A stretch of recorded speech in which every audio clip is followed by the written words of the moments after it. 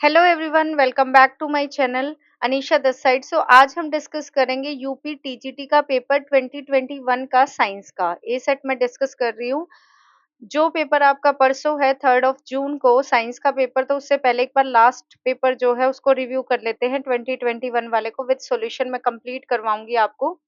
So without wasting our time let us start the paper. सबसे पहला question है आपके पास, if a neutral atom has 2 के इलेक्ट्रॉन्स। न्यूट्रल एटम है आपके पास जिसके अंदर के शेल में जो है इलेक्ट्रॉन 2 हैं, एल शेल में 8 इलेक्ट्रॉन है, एम शेल में जो है 6 इलेक्ट्रॉन है। तो total number of S P और डी इलेक्ट्रॉन्स बताने हैं आपको कितने होंगे। सो आपको पता है ये आपके पास क्या न्यूक्लियस है, इसके अराउंड जो है आपके पास शेल्स होती है इस तरह से। ये क्या होगी आपके पास के शेल, ये क्या होगी एल शेल, और ये क्या हो जाएगी आपके पास एम शेल। इस तरीके से शेल होती हैं। तो फर्स्ट शेल में क्या होते हैं, 2 इलेक्ट्रॉन होते हैं। एल शेल में जो है मैक्सिमम 8 इलेक्ट्रॉन आ सकते हैं, जो इसने बताया है कि 8 है, और एम शेल में कितने हैं 6 हैं। तो टोटल इलेक्ट्रॉन आपके पास कितने होंगे, 2 8 प्लस 6 इज इक्वल टू 16। यानी कि 16 किसका एटॉमिक नंबर होता है, सल्फर का। सल्फर का एटॉमिक नंबर होता है। तो आपके पास एफओ प्रिंसिपल से अगर मैं इसकी इलेक्ट्रॉनिक कॉन्फ़िगरेशन लिखूं तो क्या लिखी जाएगी, 1s2 2s2 2p6 3s2 3p4। अब इसने पूछा एस इलेक्ट्रॉन में कितने वो एस शेल के अंदर कितने इलेक्ट्रॉन्स है। तो देखो एस शेल में कितने इलेक्ट्रॉन्स है, 2। पी इलेक्ट्रॉन्स कितने हैं आपके पास, 4। डी इलेक्ट्रॉन्स कितने हैं आपके पास, 0। तो यहाँ पे आपके पास आंसर क्या हो जाएगा, पी में कितने हैं 4 हैं, और टोटल, एक सेकेंड, टोटल पूछे इसने, टोटल नंबर ऑफ पूछे हैं तो 2 + 2 + 2 यानी कि 6। और पी में कितने हो जाएंगे आपके पास, 6 + 4 यानी कि 10। तो आंसर आ जाएगा आपके पास 6 10 0 यानी कि सी आंसर। टोटल इलेक्ट्रॉन्स पूछे थे इसने, ठीक है, लास्ट शेल में नहीं, लास्ट में आपके पास 2 और 4 होंगे। टोटल इलेक्ट्रॉन्स आपके पास कितने हो जाएंगे, 6 10 और 0।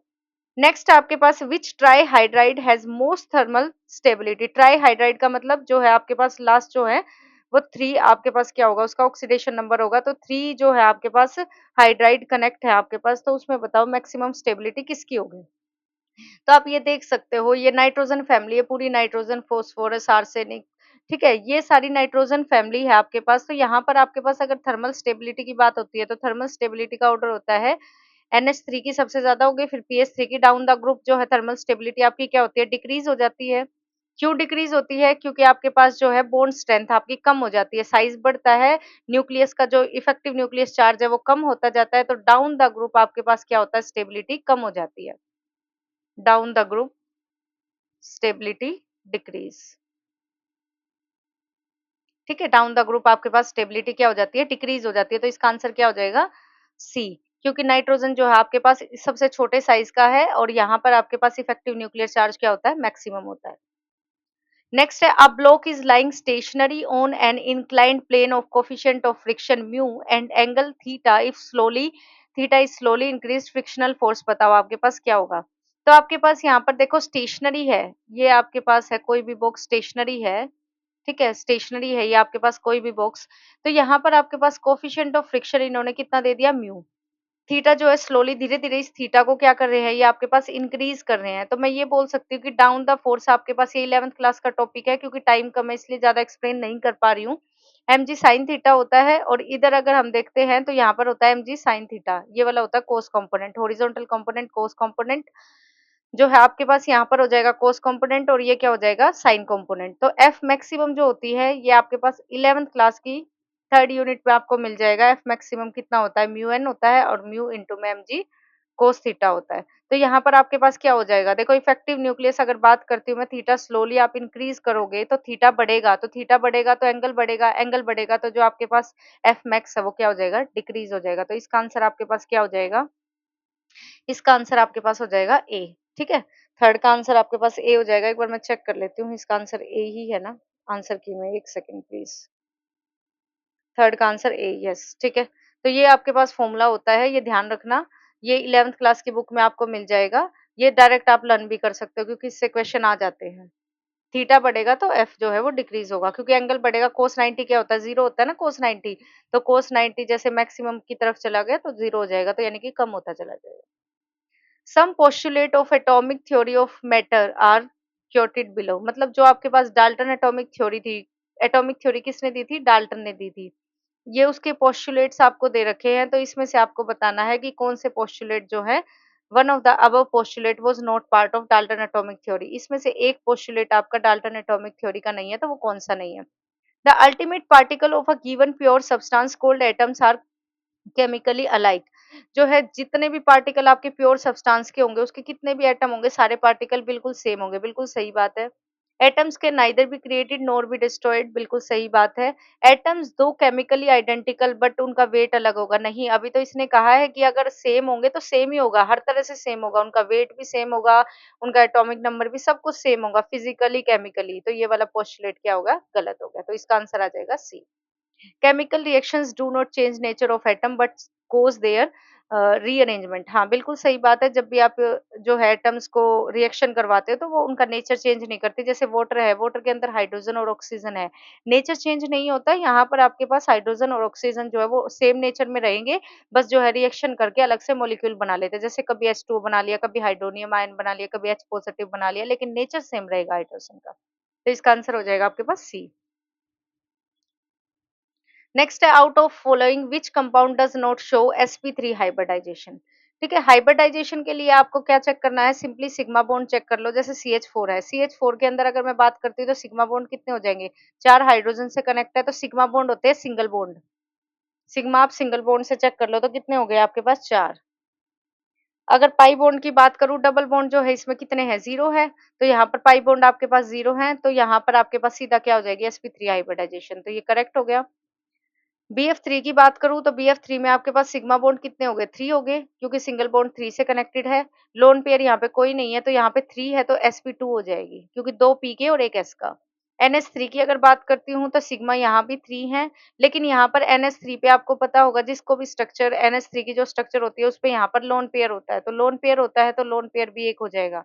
अगर एक लोन पेयर है तो टोटल हो जाएगा 3+1, यानी कि टोटल हो जाएगा 4, तो sp3 हाइब्रिडाइजेशन देगा। H2O की बात करें तो H2O के अंदर सिग्मा के बॉन्ड कितने हो गए? 2, क्योंकि 2 हाइड्रोजन से कनेक्ट है। लोन पेयर कितने होते हैं वाटर के ऊपर? 2 लोन पेयर होते हैं, तो यानी कि 2 लोन पेयर हो गए, तो टोटल कितने हो गए यहाँ भी? 2+2 यानी कि 4। 4 हो गया तो sp3, तो आंसर कितना आ जाएगा? 2, बी। ठीक है, फिफ्थ का आंसर हो जाएगा आपके पास बी। ये बहुत ही थोड़े से मतलब है ना, आपको एक बार रिवीजन करनी है 11th 12th के कॉन्सेप्ट को अच्छे से थोड़ा सा रिवाइज कर लेना, तो आपको ये क्लियर हो जाएगा। ठीक है, बी आंसर है। नेक्स्ट आपके पास, light wave travels with velocity v, frequency nu and wavelength lambda in a medium, then enter into a denser medium, what happens. ये 12th क्लास की ऑप्टिक्स में बहुत बार ये क्वेश्चन समझाया गया है कि जब भी आपके पास कोई भी वेव ट्रेवल करती है रेयर से डेंसर मीडियम के अंदर, तो वहां पर आपके पास क्या होता है? उसकी फ्रीक्वेंसी जो है वो चेंज होती है। ये क्या है? वेलोसिटी। हाँ, ये वेलोसिटी है। वेलोसिटी जो है वो चेंज होती है, फ्रीक्वेंसी कभी चेंज नहीं होती, वेवलेंथ चेंज होती है। ये आपको वहां पर चीख-चीख के समझाया जाता है कि फ्रीक्वेंसी अनचेंज्ड रहती है। जिसने भी प्रदीप, दिनेश, एस.एल. अरोड़ा पढ़ी होगी, उसे इस कॉन्सेप्ट का अच्छे से पता होगा कि फ्रीक्वेंसी कभी चेंज नहीं होती, मीडियम के बदलने से क्या चेंज होती है? आपकी वेवलेंथ चेंज होती है। वेवलेंथ क्या होती है? चेंज होती है। और क्योंकि रेयर से डेंसर में जा रही है तो वेवलेंथ डिक्रीज हो जाएगी, तो वेवलेंथ डिक्रीज होगी, क्योंकि वेलोसिटी भी कम हो जा रही है। डेंसर मीडियम में आपके पास पार्टिकल्स इतनी स्पीड से मूव नहीं कर रहे, तो इसका आंसर क्या हो जाएगा आपके पास? ए। इसका आंसर आपके पास हो जाएगा ए। ठीक है, यहाँ पर आपके पास फ्रीक्वेंसी क्या रहेगी? कांस्टेंट, और वी जो है वो डिक्रीज हो जाएगी, यानी कि speed. Which one of the following is not an element. Element आपके पास कौन सा नहीं है इसमें? तो डायमंड है, डायमंड कार्बन की फॉर्म है, ये भी एलिमेंट है, बिल्कुल सही बात है। ग्रेफाइट कार्बन की फॉर्म है, एलोट्रोपी है ना कार्बन की, ये भी है। ओजोन जो है आपके पास ऑक्सीजन का एलिमेंट है, तो ये भी एलिमेंट है। लेकिन सिलिका, सिलिका क्या होता है? SiO2। तो ये आपके पास एलिमेंट नहीं है, ये कंपाउंड है किसका? आपके पास सिलिकन और ऑक्सीजन का, तो यानी कि डी आंसर हो जाएगा इसका।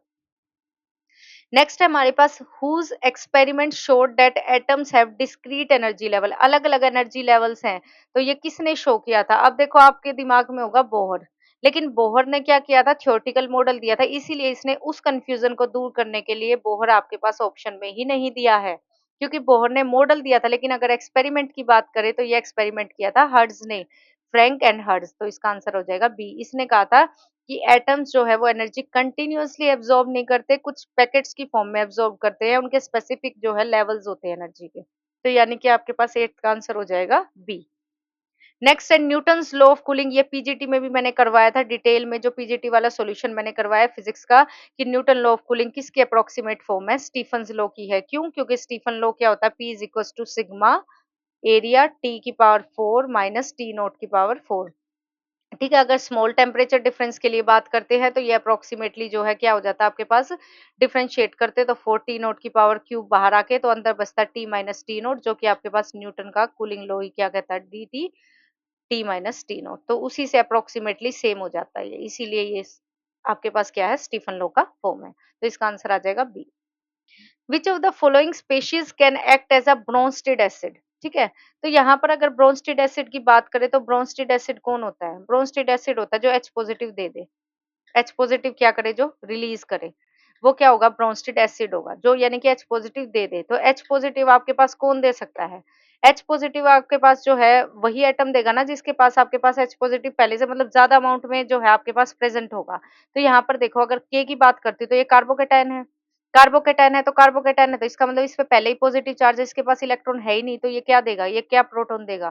तो यहाँ पर आपके पास कार्बोकेटाइन है, इलेक्ट्रॉन डेफिशिएंट है, तो इलेक्ट्रॉन डेफिशिएंट है यानी कि इलेक्ट्रॉन इसके पास है ही नहीं, लेकिन एच पॉजिटिव जो है आपके पास यहाँ पर, एच पॉजिटिव आपके पास चाहिए, एच पॉजिटिव देने के लिए यानी कि पॉजिटिव तो है इसके पास कम वाली चीज, तो ये एच पॉजिटिव आपके पास कार्बोकेटाइन है तो दे सकता है, नेगेटिव कभी नहीं देगा, नेगेटिव कभी नहीं देगा। और जो फ्री रेडिकल है वो भी आपके पास कभी नहीं देगा, फ्री रेडिकल भी जो है वो ब्रोंस्टेड एसिड नहीं होते। तो हमेशा आप चेक कर लेना जहां भी आपको कार्बोकेटाइन दिख जाए, ये इसकी ट्रिक होती है, वरना ये क्वेश्चन सोल्व नहीं होंगे वहां पे। पॉजिटिव देख लो, अगर जहां पर आपको पॉजिटिव चाहिए ना, क्योंकि आपको तो एच पॉजिटिव इलेक्ट्रॉन तो इसके पास है नहीं, लेकिन एच पॉजिटिव दे सकता है ये, तो इसीलिए पॉजिटिव आपके पास क्या हो जाएगा, ए आंसर इसका। नेक्स्ट है हमारे पास in two dimensional space. Two dimensional space के अंदर अगर मैं बात करती हूँ, पार्टिकल है ए जिसका मास है 2 kg, वेलोसिटी है 3 × 0, 3 और 0 एक्स और वाई कोऑर्डिनेट दे रखे हैं, वो मूव कर रही है लाइन के अंदर। एक लाइन है जिसके यहाँ पर आपके पास एक पार्टिकल है 3 और 0, ये वाला पार्टिकल हो गया, और x इज इक्वल टू 5 वाली ये लाइन है, x is equal to 5। while particle b of mass 3 kg, velocity जो है -2 और 0 is moving along line, -3 line के अलोंग जो है वो मूव कर रही है, -3 यानी कि यहाँ पर what is the total angular momentum. Total angular momentum आपके पास इसमें कितना होगा, तो टोटल एंगुलर मोमेंटम अगर आपको कैलकुलेट करना है तो टोटल एंगुलर मोमेंटम का फॉर्मूला आपके पास क्या होता है, L is equal to M into V into R, यही होता है आपके पास एंगुलर मोमेंटम। तो एंगुलर मोमेंटम अगर मैं निकालती हूँ तो ये परपेंडिकुलर डिस्टेंस होता है आपके पास ओरिजिन से। तो परपेंडिकुलर डिस्टेंस की अगर मैं बात करती हूँ तो परपेंडिकुलर डिस्टेंस आपके पास कितना है यहाँ से यहाँ तक, देखो परपेंडिकुलर डिस्टेंस तो ओरिजिन से अगर मैं बात करती हूँ तो परपेंडिकुलर डिस्टेंस तो 5 ही था, परपेंडिकुलर की बात हो रही है यहाँ पे, तो परपेंडिकुलर डिस्टेंस आपके पास कितना हो जाएगा, 5 हो जाएगा। और आपके पास यहाँ पर m इंटू वी, मास कितना है आपके पास, 2 है, पहले इस पार्टिकल की बात कर रही हूँ। ठीक है, तो यह हो जाएगा आपके पास L is equal to 2 into में 3 वेलोसिटी दे रखी है इन्होंने, इंटू में r परपेंडिकुलर डिस्टेंस, तो ये 5 हो गया, तो पहला पार्टिकल तो हो गया 30। अब दूसरे पार्टिकल की बात करूं, एम वी आर लेमडा, तो यहाँ पर पहले पार्ट मास कितना है इसका भी 3 kg, वेलोसिटी कितनी है इसकी -2, वेलोसिटी नेगेटिव में नहीं लेंगे, डायरेक्शन को चेंज कर देंगे, आर की वैल्यू कितनी हो जाएगी, परपेंडिकुलर डिस्टेंस कितना, -3, तो माइनस माइनस वैसे भी प्लस हो गया, तो ये हो गया 18। तो टोटल कितना हो गया 30 प्लस 18 यानी कि 48। ठीक है, 48 हो गया, व्हाट इज द, अब 48 आंसर देखो ये रहा, बी आंसर हो जाएगा। ठीक है, 48 आंसर आते ही आपको डायरेक्शन चेक ही नहीं करनी, ठीक है, डायरेक्शन अपने आप ही क्या हो जाएगी, क्लॉकवाइज हो जाएगी, तो इसका आंसर क्या हो जाएगा आपके पास बी। ये L is equal to M V R आपका फॉर्मूला होता है लीनियर मोमेंटम का, तो डायरेक्ट लगाना है आपको। And electric heater draws a current, electric heater है जो करंट इतना ड्रॉ करता है, वोल्टेज इतनी देता है, तो रेजिस्टेंस कितना होगा। अगर आपके पास आई दे रखा, वी दे रखा, तो सीधा ओम्स लॉ लगा सकते हो ना, वी बाई आई करके, तो ये आपके पास कितना हो जाएगा 220 बाई में 10 यानी कि 22 ओम। इसका आंसर हो जाएगा सी आंसर। देखो कुछ क्वेश्चन कितने इजी होते हैं। Following element does not show positive oxidation number, positive oxidation number इनमें से कौन शो नहीं करता। फोस्फोरस है, देखो फोस्फोरस जो है आपके पास इसका एटॉमिक नंबर कितना होता है 15, ये आपके पास पॉजिटिव ऑक्सीडेशन स्टेट शो करता है 285, बिल्कुल शो करता है। इसकी ऑक्सीडेशन स्टेट क्या क्या होती है, +3 होती है और +5 होती है। सल्फर की बात करूं 16 है एटॉमिक नंबर, ये भी शो करता है आपके पास +2 +4 +6। ठीक है, अगर फ्लोरीन की बात करूं, फ्लोरीन सबसे इलेक्ट्रोनेगेटिव एलिमेंट है, इसका एटॉमिक नंबर है 2 और 7। देखो 7 है तो यानी कि ये 2 इलेक्ट्रॉन लेना पसंद करेगा बजाय कि 7, 1 इलेक्ट्रॉन लेना पसंद करेगा बजाय कि 7 इलेक्ट्रॉन को देना, तो सबसे ज्यादा इलेक्ट्रोनेगेटिव एलिमेंट होता है फ्लोरीन, वैसे भी पीरियोडिक टेबल में, तो -1 आंसर हो गया सी। ठीक है, डज नॉट शो, ये पॉजिटिव कभी देगा ही नहीं। अब आपके दिमाग में कभी क्लोरीन का भी हो, क्लोरीन नेगेटिव शो जरूर करता है लेकिन पॉजिटिव भी देता है क्लोरीन आपके पास। क्लोरीन क्या होता है, +1 भी शो करता है, +3 भी शो करता है, +5 भी करता है, +7 भी करता है। क्लोरीन और फ्लोरीन में से सबसे ज्यादा जो इलेक्ट्रोनेगेटिव होता है वो फ्लोरीन होता है, क्योंकि क्लोरीन पे न्यूक्लियर चार्ज कम होता है, साइज बड़ा होता है फ्लोरीन से। If an object travels half its total path in last second of its fall from rest, rest से मतलब लास्ट सेकंड में, रेस्ट से जब वो गिरा तो उससे जो ऑब्जेक्ट है वो हाफ डिस्टेंस ट्रेवल करता है जितना उसका टोटल डिस्टेंस है, तो हाइट बताओ उसकी कितनी होगी। तो ये आपके पास डिस्टेंस होता है nth सेकंड के लिए, जब आप निकालते हो 11th क्लास की बुक में सेकंड यूनिट में, तो वो ये फॉर्मूला होता है। ठीक है, तो यहाँ पर ये वाला फॉर्मूला होता है। अगर n सेकंड की बात की जाती है तो अगर मैं हाइट आपके पास बात करूं, हाइट ये तो डिस्टेंस है, तो हाइट होता है हाफ जी एन स्क्वायर। ठीक है, ये डायरेक्ट फॉर्मूला होता है। तो अब आपके पास ये क्या बोलता है कि ऑब्जेक्ट ने जो ट्रेवल किया डिस्टेंस, वो टोटल पाथ लेंथ का वो क्या किया है, हाफ किया है। Object travel half it's total path length, मतलब जो ये इसकी टोटल पाथ लेंथ है उसका हाफ। तो यानी कि मैं ये बोल सकती हूँ g/2 2n-1 is equal to वो क्या है, टू हाफ ऑफ जितनी भी इसकी पाथ लेंथ है ये जी एन स्क्वायर। तो इसको सोल्व करोगे आपके पास 2 से 2 कैंसिल हो जाएगा, तो यहाँ से आपके पास वैल्यू आ जाएगी अप्रोक्सीमेटली 57 सेंटीमीटर। सी आंसर आ जाएगा इसको सोल्व करोगे तो। ठीक है, सोल्व मैंने कर रखे हैं सारे क्वेश्चन, ये आपके पास सोल्व करोगे तो इसके बाद आपके पास आ जाएगा कि क्या क्वाड्रेटिक इक्वेशन बनेगी। ये क्वाड्रेटिक इक्वेशन बनते ही आपके पास आंसर आ जाएगा C. If atomic size increases non metallic character, जैसे जैसे साइज बढ़ेगा तो नॉन मेटेलिक कैरेक्टर डिक्रीज होगा ना। नॉन मेटेलिक कैरेक्टर आपके पास क्या होता है, मेटेलिक कैरेक्टर होता है आपके पास इलेक्ट्रोपॉजिटिव इन नेचर। इलेक्ट्रोपॉजिटिव मतलब इलेक्ट्रॉन दे दे, इलेक्ट्रॉन रिलीज करे। और अगर नॉन मेटेलिक की बात करें तो जो आपके पास है डाउन द ग्रुप, अगर मैं बात करूं तो साइज बढ़ता है, साइज बढ़ता है तो इलेक्ट्रॉन जो है वो ले नहीं पाएगा, इलेक्ट्रॉन ले नहीं पाएगा तो नॉन मेटेलिक कैरेक्टर जो होगा वो आपके पास क्या होगा, डिक्रीज हो जाएगा। मतलब इलेक्ट्रॉन लेना इसके लिए इतना आसान नहीं होगा, तो नॉन मेटेलिक कैरेक्टर क्या होगा, डिक्रीज। B answer. नेक्स्ट है आपके पास वेवलेंथ जो है मैटर वेव के associated with fast moving subatomic particle depends upon, किस पे डिपेंड करती है। ये आपके पास डी ब्रोगली का कॉन्सेप्ट है, तो lambda is equal to H by P, यानी कि पी क्या होता है, एम वी। तो ये हो जाएगा लैम्डा एम इंटू में वी, यानी कि मास के जो है क्या हो गया आपके पास, मास के इनवर्सली प्रोपोर्शनल होगी वेलोसिटी की हो गई, और दूसरा किस पे डिपेंड कर रही है, पी पे डिपेंड कर रही है, मोमेंटम पे। तो किस किस पे डिपेंड कर रही है आपके पास, मास पे, वेलोसिटी पे, पी पे, यानी कि डी आंसर। मास, वेलोसिटी और मोमेंटम पे, इन पे चार्ज पे डिपेंड नहीं करती, स्पिन स्टेट पे नहीं करती। आंसर क्या हो जाएगा, D. Temperature scale which is independent of the properties of any substance, किसी पे भी डिपेंड ना करता हो, तो सेल्सियस स्केल है वो भी डिपेंड करता है, र्यूमर स्केल भी करता है, फ़ारेनहाइट भी करता है, केल्विन कभी भी डिपेंड नहीं करता, क्योंकि स्टैंडर्ड ऐसा यूनिट होती है टेम्परेचर की, ये कभी भी डिपेंड नहीं करता, does not depend on freezing और बॉइलिंग पॉइंट, किसी भी सब्सटेंस के डिपेंड नहीं करता। तो ये आपके पास क्या हो जाएगा, इसका आंसर डी। याद रखना, बहुत इंपॉर्टेंट क्वेश्चन है ये। केल्विन स्केल जो है वो किसी पे भी डिपेंड नहीं करता, किसी भी प्रॉपर्टी पे, ठीक है, इंडिपेंडेंट होता है सब्सटेंस की प्रॉपर्टी पे। Which one of the following compound contain both ionic and covalent compound? आयनिक भी और कोवेलेंट भी हो, carbon tetrachloride CCl4, carbon calcium chloride क्या हो जाएगा CaCl2, ammonium chloride NH4Cl, water की बात करूँ तो H2। कौन सा ऐसा कंपाउंड है जिसमें आयनिक भी और कोवेलेंट बॉन्ड भी हो। तो यहाँ पर देखो आयनिक और कोवेलेंट की बात करें, इसमें सिर्फ कोवेलेंट है, इसमें भी कोवेलेंट है, इसमें जो है आपके पास क्या क्या हो जाएगा, कोवेलेंट। हाँ, इसके अंदर भी कोवेलेंट और लोन पेयर है, तो आंसर आ जाएगा आपके पास सी, क्योंकि इसके अंदर एक आयनिक बॉन्ड भी होगा, कोऑर्डिनेट बॉन्ड भी होगा। ठीक है, NH4 पॉजिटिव का अलग, Cl का अलग होगा, तो Cl नेगेटिव और NH4 पॉजिटिव में जब बात होगी तो ये आपके पास हो जाएगा आयनिक बॉन्ड भी। इसका आंसर हो जाएगा C. Arrange the following according to the decrease order of bond angle, bond angle decrease होने पे, तो बॉन्ड एंगल की अगर बात करती है तो डाउन द ग्रुप जो होता है साइज बढ़ता है, डाउन द ग्रुप अगर बात करते हैं ग्रुप में तो साइज क्या होगा आपके पास, इंक्रीज। साइज क्या होगा, डाउन द ग्रुप साइज होगा इंक्रीज। साइज बढ़ेगा तो बॉन्ड एंगल क्या होगा, डिक्रीज।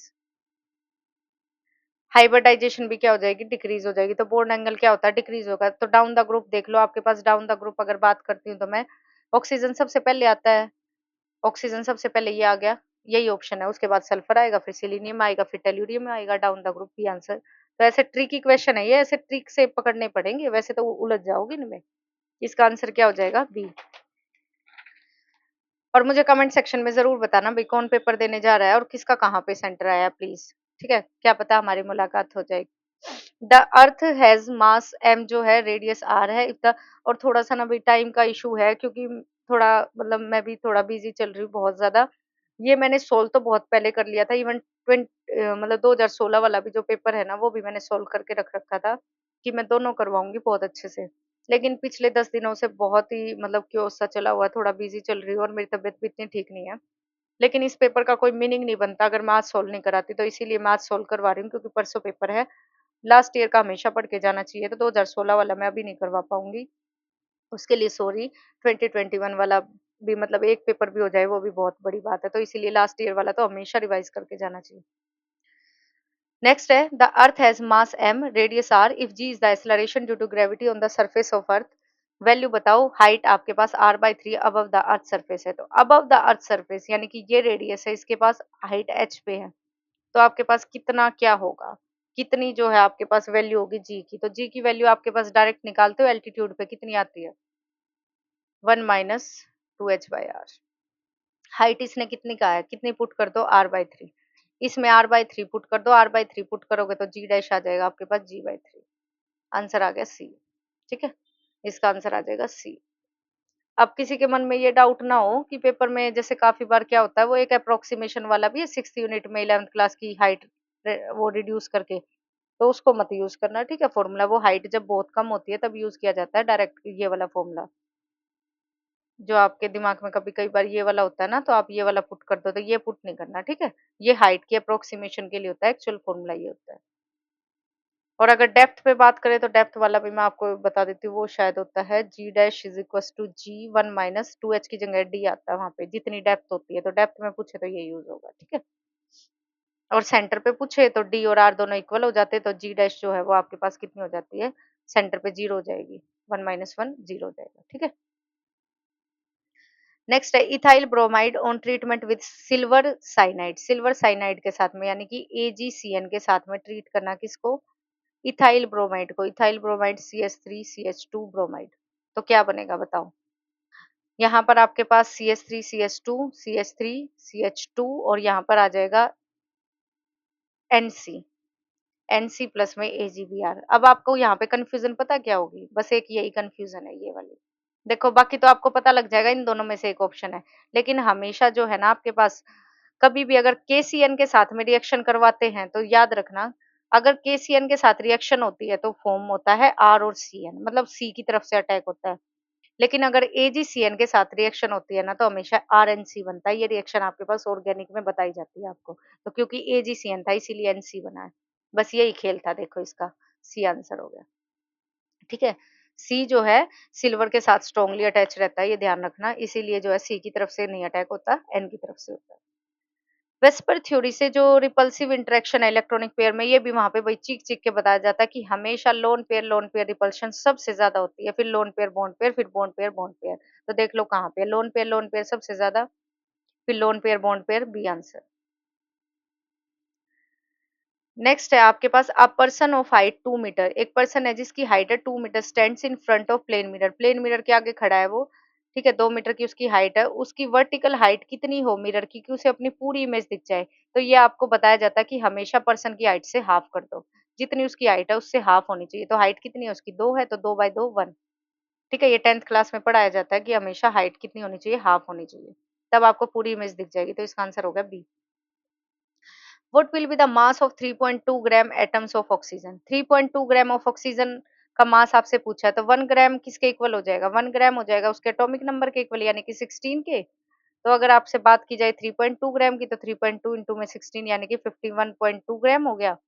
और क्योंकि ऑक्सीजन की बात की है इसने, what will be the mass of 3.2 gram atoms of oxygen. Atoms, oxygen के अंदर कितने एटम हो गए, 2 है, तो यानी कि 51.2 प्लस 51.2 यानी कि कितना हो गया, 102.4 ग्राम, 102 पॉइंट, बी आंसर। ठीक है,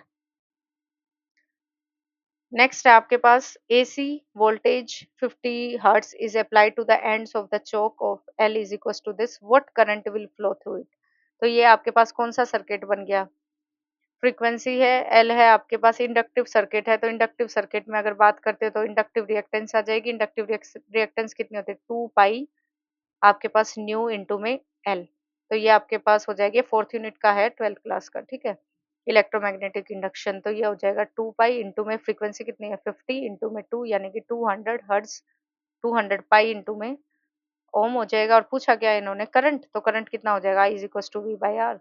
वोल्टेज कितनी 100, रेजिस्टेंस हमने निकाले 200 पाई, जीरो से जीरो कैंसिल, 1/2 हो जाएगा आपके पास, 1/2 पाई। एसी होगा डीसी होगा, हमेशा एसी होता है क्योंकि एसी इसने दिया है, ठीक है। हमेशा कितना होगा, एसी होगा क्योंकि एसी इसने प्रोवाइड किया है। नेक्स्ट है हमारे पास टू आइडेंटिकल स्फेयर्स हैं ए और बी, वो टेम्परेचर पे रखे आपने 7 डिग्री पे और 17 डिग्री पे। रेशियो बताओ कितनी एमिट करेंगे वो थर्मल रेडिएशन। तो 7 डिग्री की अगर बात करें तो 7 डिग्री से पहले केल्विन में कन्वर्ट कर लो, 273 ऐड कर लो, तो ये हो जाएगा आपके पास 280 केल्विन। अगर 17 की बात करें तो इसमें 280 ऐड करोगे तो यानी कि 290, 273 ऐड करोगे तो हाँ 290 केल्विन। आपके पास क्या पूछा है, थर्मल रेडिएशन, तो थर्मल रेडिएशन कितनी एमिट करेंगे, अभी बताया था मैंने, एनर्जी स्टीफन्स लॉ से T⁴ कर लो, E A divided by EB। Sigma से सिग्मा कैंसिल क्योंकि दोनों का कांस्टेंट तो सेम रहेगा, स्टीफन कांस्टेंट की वैल्यू 90⁴, जीरो से जीरो कैंसिल हो जाएगा, तो ये आ जाएगा 28 बाई में 29⁴। यहाँ से थोड़ा सा आइडिया ले लो, ये 1 होगा, रेशियो तो इससे 1 से कुछ ना कुछ ज्यादा होगा, तो ये आ गया ए आंसर। पूरा सोल्व नहीं करते क्योंकि ऊपर आपको पता है अगर नीचे 28 होगा तो 1/1 होगा, लेकिन 28 से थोड़ा ज्यादा है तो 1 प्लस कुछ ना कुछ होगा, तो ये आंसर हो गया। In each of the ions given below, the charge bearing carbon atom makes a sigma bond with other carbon atom। दूसरे कार्बन एटम के साथ में सिग्मा बॉन्ड बना रहा है। इस बॉन्ड फॉर्मेशन में जो है hybrid orbitals maximum S character किसके अंदर रखती है, तो मैक्सिमम एस कैरेक्टर आपके पास किसके अंदर होगा, तो नेगेटिव चार्ज होगा, तो इसका मतलब क्या होता है, नेगेटिव चार्ज से आप आइडिया लगा सकते हो कि नेगेटिव चार्ज जहां भी हो गया इसका मतलब है कि उसके पास एक्स्ट्रा इलेक्ट्रॉन है, यानी कि लोन पेयर है। लोन पेयर है तो वहां पे हाइब्रिडाइजेशन भी एक्स्ट्रा हो जाएगी। तो यहाँ पे देखो 3 से कनेक्ट है ये, तो 3 तो ये हो गई आपके पास सिग्मा बॉन्ड, एक हो गया इसके पास लोन पेयर, तो यहाँ पर एस कैरेक्टर कितना हो जाएगा, क्योंकि sp4 हाइब्रिडाइजेशन जाएगी sp3, तो sp3 जाएगी तो एस कैरेक्टर यहाँ पे कम हो गया क्योंकि पी ज्यादा है। यहाँ पर देखो पॉजिटिव है, तो यहाँ पर अगर मैं बात मेनली आपके पास क्या होगा, एस कैरेक्टर sp में सबसे ज्यादा होता है, फिर sp2 होता है, फिर sp3 होता है। तो बस यही चेक कर लो किसमें कितना सिग्मा बॉन्ड है, किसमें कितने जो है आपके पास पाई बॉन्ड है। तो यहाँ पर अगर बात करती हूँ तो यहाँ पे 3 तो सिग्मा बॉन्ड होंगे, लोन पेयर इसके पास है ही नहीं, तो सिग्मा बॉन्ड हो गए 3 सिग्मा, यानी कि sp2 हो गया यहाँ पे। इसमें देखो यहाँ पर सबसे कम होगा, तो ये आपके पास आंसर डी आ जाएगा, वैसे ही पता लग रहा है, ठीक है, क्योंकि यहाँ पे 3 से कनेक्ट है, तो 3 से कनेक्ट है तो यहाँ पे कितना हो गया आपके पास, एक सिग्मा बॉन्ड इसमें हो गया, दो पाई बॉन्ड हो गए।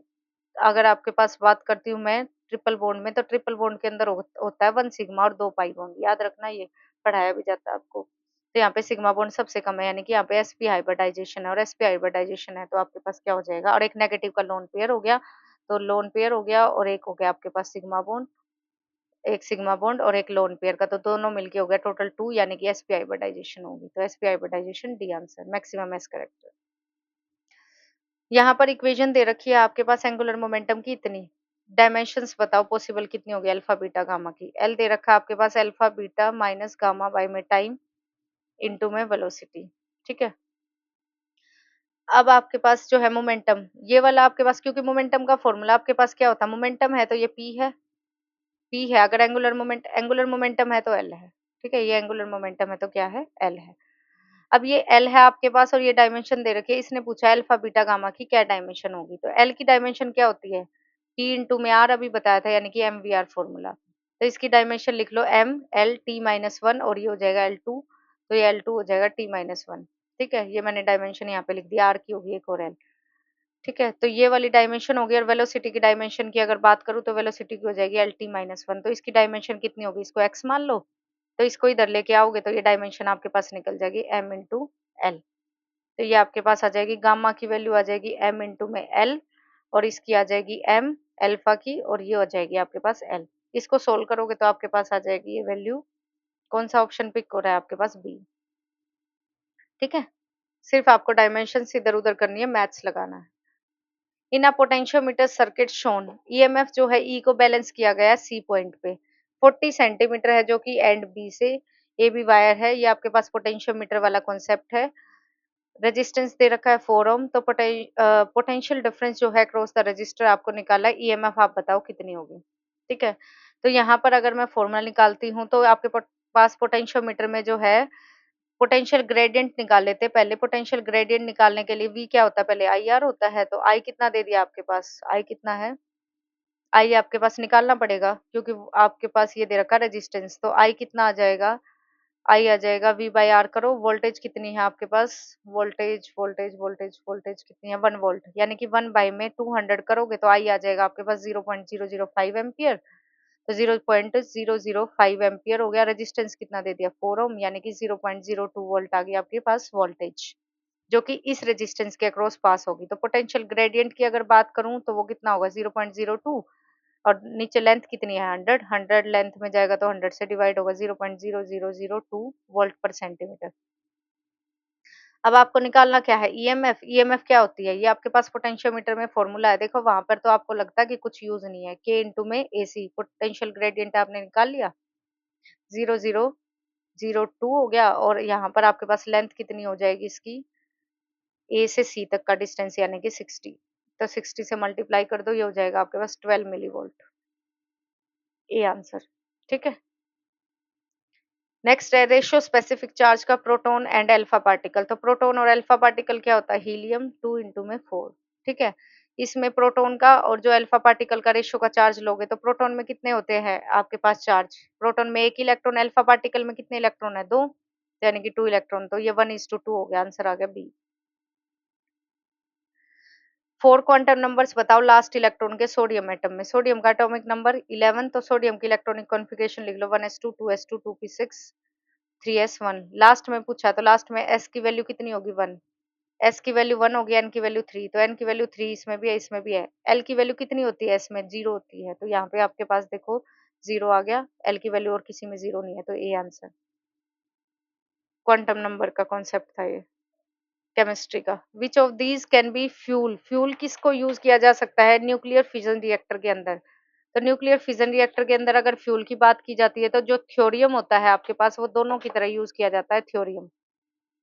ये तो न्यूक्लियर रिएक्टर का डायरेक्ट कॉन्सेप्ट है, क्योंकि जो थ्योरियम होता है वो रिएक्शन करता है ना आपके पास, थ्योरियम का आपके पास 232 और 90 प्लस में ये न्यूट्रॉन के साथ रिएक्ट करता है, और उसके बाद थ्योरियम बनता है आपके पास 90, 230 जो है 3, और उसके बाद जो है यहाँ से पोलोनियम आता है और ये 91 बनता है, ठीक है। फिर ये रिएक्शन आगे प्रोसीड होती है, फिर यूरेनियम बनता है जो आप पढ़ते हो ये रिएक्शन। तो यहाँ पे थ्योरियम होता है, आंसर इसका बी। इलेक्ट्रोनेगेटिविटी एटम की वो इंक्रीज होगी जैसे एस कैरेक्टर बढ़ेगा, जितना ज्यादा एस कैरेक्टर होगा उतना ही ज्यादा इलेक्ट्रोनेगेटिविटी होगी, याद रखना। जितना एस कैरेक्टर बढ़ेगा मतलब न्यूक्लियस से अटैच है उतना ही, और जितना ज्यादा अटैच रहेगा उतनी इलेक्ट्रोनेगेटिविटी ज्यादा। Arrange the following according to the penetrating power. हमेशा याद रखना पेनिट्रेटिंग पावर गामा से ज्यादा कभी किसी की नहीं होती, तो गामा किस में है, बी आंसर। तो इसका सीधा आंसर हो जाएगा बी, ठीक है। एक ही आंसर है, गामा के बाद भी अगर बात होती है तो बीटा फिर अल्फा। केपलर लॉ जो है एरियल वेलोसिटी का, ये ग्रेविटेशन का 6th यूनिट का कॉन्सेप्ट है 11th क्लास से, तो उसे इक्विवेलेंट होता है वो किसके, क्योंकि डीए बाई डी टी होता है एरियल वेलोसिटी, वो किसके इक्वल होती है, L/2m के इक्वल, एंगुलर मोमेंटम, यानी कि एंगुलर मोमेंटम क्या है, डी आंसर। 35 का आंसर हो जाएगा D. Who postulated that the momentum of an electron in an atom is quantized. तो ये आपके पास किसने कहा था, अभी मैंने बताया किसने पोस्टुलेट किया था, यानी कि थ्योरेटिकल। तो थ्योरेटिकल तो मैंने बताया था, बोर ने किया अभी, ठीक है। Identify the product of the following reaction. इस रिएक्शन का, ये बेंजीन है, बेंजीन के साथ क्लोरीन है, तो क्या लगता है यहाँ पे क्या बन जाता है, हमेशा बेंजीन के साथ जब भी क्लोरीन होगा तो हमेशा डायरेक्ट ऐड हो जाता है, इस पे क्लोरीन जो है तीनों आके ऐड हो जाएंगे, C6H5Cl6, यानी कि 6 के 6 क्लोरीन यूं के यूं ऐड हो जाएंगे, किस पे हुए, ये रे बेंजीन पे। तो ये कौन सी रिएक्शन होती है, एडिशन रिएक्शन, एडिशन रिएक्शन, यानी कि इसका आंसर आ जाएगा सी। टू प्लेन मिरर्स है जिन्हें 60 डिग्री एंगल से प्लेस किया गया है each other, how many images will be seen if the object is placed between them. हमेशा नंबर ऑफ ऑब्जेक्ट निकालने के लिए फॉर्मूला 10th क्लास में बताया जाता है, 360 degree divided by theta minus 1। Theta कितना है, 60, तो 360 को 60 से डिवाइड करो माइनस 1, यानी कि कितना आ गया, 60, 6 1 जा 6 6 5, तो 5 आंसर आ जाएगा इसका। Who made the observation that there must be a large empty space, ये किसने बताया था, रदरफोर्ड ने बताया था, याद हो गया होगा आप तक तो रट रट के कि कितना एटम के अंदर इतना सारा स्पेस है। आइडियल ट्रांसफार्मर के अंदर 100 टन्स है प्राइमरी कोयल में, एन टन्स है सेकेंडरी कोयल में, इनपुट वोल्टेज इतनी है और 11 वोल्ट की हमें आउटपुट वोल्टेज चाहिए, तो एन की वैल्यू कितनी होगी, ठीक है। तो ये आपको निकालने के लिए आपके पास ट्रांसफार्मर रेशियो का एक फॉर्मूला होता है, वो कितना होता है, number of turns in primary coil divided by में सेकेंडरी में कितनी है, number of ideal 100 turns in primary दे रखी है, एन टन्स इन सेकेंडरी। तो ये आपके पास आ जाएगा नंबर ऑफ टन्स इन, एक तो आपके पास होता है formula IS/IP is equal to number of turns in primary by में number of turns in secondary.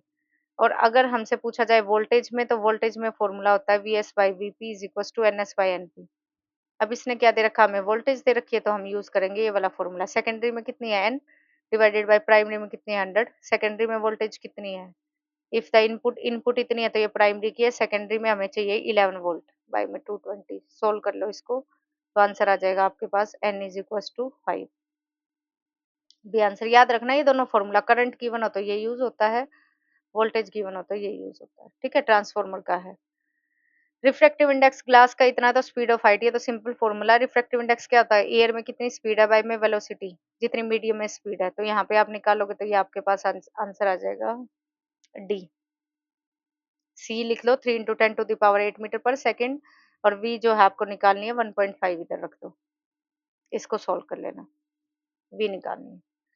Which gas is evolve when water is added to सारे मैंने सोल्व कर रखे हैं, इसीलिए कैलकुलेशन छोड़ रही हूँ, ठीक है, टाइम की वजह से थोड़ा सा। Which gas is evolve when water is added to calcium carbide, 10th class का है। ये आपके पास कौन सी गैस इवोल्व होती है कैल्शियम कार्बाइड से जब आप वाटर को ऐड करते हो, तो एसिटाइलिन गैस होती है, C2H2 ये निकलती है, और CO2 कैल्शियम हाइड्रोक्साइड बनता है। ये आपके पास वो जो आपके पास सीओ लाइम वाला कॉन्सेप्ट आता है, वहां से आता है C2H2, ठीक है, एसिटाइलिन गैस बोलते हैं इसको। C answer. रेन फॉल कर रही है वर्टिकली ऑन द ग्राउंड इतनी स्पीड से, और मैन जो है वो ईस्ट से चला आ रहा है, यानी कि ईस्ट से चला आ रहा है मैन, तो ईस्ट यहाँ पे हो गया, यहाँ से आ रहा है 5 मीटर पर सेकेंड की स्पीड से, और रेन की जो स्पीड है वो 5√3 है वर्टिकली। तो आपके पास कितना एंगल बन रहा होगा, तो हमेशा अगर एंगल निकालना हो तो आपके पास कैसे एंगल निकलता है, टेन थीटा से। टेन थीटा परपेंडिकुलर बाय में बेस, परपेंडिकुलर कितना दे दिया 5√3, बेस कितना 5√3 कितने पे होता है आपके पास वैल्यू, 30 डिग्री पे, 30 डिग्री पे ही होता है ना, हाँ 30 डिग्री पे, तो आंसर आ जाएगा बी।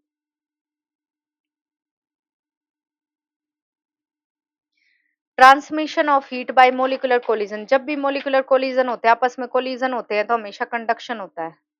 कंडक्शन में हमेशा कोलिजन वर्ड मिलेगा आपको, और कन्वेक्शन के अंदर आपके पास बल्क मूवमेंट होगी, बल्क मटेरियल मिलेगा। बल्क मटेरियल में हमेशा क्या होती है, कन्वेक्शन होती है। रेडिएशन में क्या होता है, हमेशा इलेक्ट्रोमैग्नेटिक वेव्स होते हैं। स्कैटरिंग का कोई कॉन्सेप्ट ही नहीं है, क्योंकि कलर जब स्कैटर होता है तब होता है, तो ये आंसर हो गया। स्टैंडर्ड इलेक्ट्रोड पोटेंशियल है, तो ये आपके पास इलेक्ट्रोकेमिस्ट्री का कॉन्सेप्ट है, सीधा आप लगाओ, ये लेफ्ट है ये राइट है, तो आपके पास सीधा फॉर्मूला होता है ई कैथोड माइनस में ई एनोड। इलेक्ट्रोकेमिस्ट्री का कॉन्सेप्ट है, सेल का इलेक्ट्रो पोटेंशियल निकालना हो तो कैसे निकलेगा, ये आपके पास कैथोड का और माइनस में एनोड का, तो कैथोड का आपके पास कितना -0.76 है, और एनोड का कितना है, ये रहा। तो ये आपके पास इसका दे रखा है, यानी कि राइट माइनस में लेफ्ट अगर आप करोगे तो ये हो जाएगा आपके पास 0.34, माइनस माइनस माइनस हो जाएगा प्लस, तो ये हो जाएगा माइनस माइनस प्लस 0.76, यानी कि 1.10 इलेक्ट्रॉन वोल्ट। तो ये हो जाएगा वोल्ट में, तो ये आ जाएगा आपके पास सी आंसर। ये सिंपल एक ही है, जो जिंक और सेल जो होती है ना, ये आपके पास इलेक्ट्रोकेमिस्ट्री में पहली रिएक्शन है, बिल्कुल इसी पे इलेक्ट्रोकेमिस्ट्री चली हुई है 12th क्लास की। तो जिंक का वैसे भी याद कर लो, इसका इलेक्ट्रोड होता है, वो पोटेंशियल होता है -0.76, ठीक है। तो ये आपके पास क्या हो गया, -0.76, और कॉपर का होता है पॉजिटिव, तो पॉजिटिव में से माइनस होता है नेगेटिव का, क्योंकि कैथोड वाला पॉजिटिव होता है, नोड वाला नेगेटिव। टेम्परेचर जिस पे वेपर प्रेशर जो है लिक्विड का वो इक्वल हो जाता है एटमॉस्फेरिक के, तो क्या होता है, ये एटमॉस्फेरिक के इक्वल हो जाता है वेपर प्रेशर। तो ये भी आपके पास सॉल्यूशन यूनिट का कॉन्सेप्ट है, बॉइलिंग पॉइंट बोलते हैं उसको, वहां पे डेफिनेशन है ये रोल्स लॉ की। रेजिस्टेंस पोस्ट ऑफिस बॉक्स का, अब पोस्ट ऑफिस बॉक्स वही तो है जो मैंगनीज से बना होता है, सी आंसर, ठीक है, इसमें टेम्परेचर इंडिपेंडेंट होता है, तो इसका आंसर हो जाएगा सीधा सा सी। करेक्ट स्टेटमेंट चूज करो। ऑक्सीडेशन स्टेट जो है सेंट्रल एटम की वो कितनी है, इसमें 5 है, तो यहाँ पे ऑक्सीडेशन नंबर निकालना पड़ेगा। हाइड्रोजन का कितना होता है +1, इसका कितना होता है x, इसका कितना होता है -2, तो यहाँ से x की वैल्यू आ गई +1, तो ये तो गलत हो गया, इसको छोड़ो, बी में आ जाओ, HCl3 में। हाइड्रोजन का कितना हो गया +1, क्लोरीन का कितना निकालना है आपको, तो x, और ये -6, तो यहाँ पे x की वैल्यू आ गई +5, तो यहाँ पे आ गई +5, तो ज्यादा इलेक्ट्रोनेगेटिव हो गया, और यहाँ पर इसमें निकालोगे तो +1, एक्स और ये -2 हो गया, तो यहाँ से एक्स की वैल्यू आ गई -1 यानी कि +1, तो ज्यादा इलेक्ट्रोनेगेटिव हो गया। हाई ऑक्सीडेशन स्टेट का मतलब होता है ज्यादा इलेक्ट्रोनेगेटिव, तो इसलिए बी आंसर। ऑक्सीडेशन स्टेट तो आप निकाल ही सकते हो, एक बार चेक कर लेना, ना आए तो कमेंट सेक्शन में पूछ लेना प्लीज, थोड़ा टाइम कम है बस। Which has maximum spin multiplicity, spin multiplicity निकालने का फॉर्मूला 2s+1 होता है, जितने ज्यादा अनपेयर्ड इलेक्ट्रॉन उतनी ज्यादा स्पिन मल्टीप्लिसिटी। किसमें देखो एक है, इसमें कितने अनपेयर्ड इलेक्ट्रॉन है, एक, इसमें कितने अनपेयर्ड इलेक्ट्रॉन है, दो, पी में, पी ऐसे होती है ना 3 ऑर्बिटल, इसमें कितने अनपेयर्ड इलेक्ट्रॉन है, तीन, तीन अन ऑर्बिटल में ज्यादा है तो सबसे ज्यादा इसमें अनपेयर्ड है, तो सी आंसर, इसमें दो होंगे। सॉलिड स्फीयर है, कांस्टेंट डेंसिटी है, मास दे रखा, रेडियस दे रखा, ग्रेविटेशनल पोटेंशियल डिफरेंस जो है between a point P, what is the distance, distance पे पूछा है आपके पास सेंटर और सरफेस से, तो कितना होगा आपके पास। यूनिफॉर्म सॉलिड स्फीयर की बात करते हैं तो वहां पे पोटेंशियल कितना आता है, जीएम बाई में 2r³ 3r² माइनस में r², यही होता है आपके पास। अगर पोटेंशियल की बात करते हैं तो यहाँ पर आप पुट कर लो r की वैल्यू r/2, यानी कि यहाँ पर r/2 पुट करोगे तो r का स्क्वायर बाई में 2 4, और बाकी सोल्व करोगे तो ये आंसर आ जाएगा -11 GM/8r। और सरफेस पे कितना होता है, ये तो सेंटर पे आ गया, और सरफेस पे कितना होता है, सरफेस की बात करें तो -GM/r। दोनों को क्या कर दो आपस में माइनस, जब आप दोनों को आपस में माइनस करोगे तो ये आ जाएगा 11 में से ये माइनस हो जाएगा, तो माइनस माइनस हो गया प्लस, तो ये आंसर आ जाएगा आपके पास -3 GM/8r, यानी कि सी आंसर। ठीक है, याद भी रखना, अगर याद रखना हो ना आपको तो मैं याद रखने के लिए बता देती हूँ। आउटसाइड की बात करें तो आउटसाइड पोटेंशियल होता है -GM/r। अगर इनसाइड की बात करें तो इनसाइड का मैंने अभी बताया आपको -GM/2r³ 3r² माइनस में r²।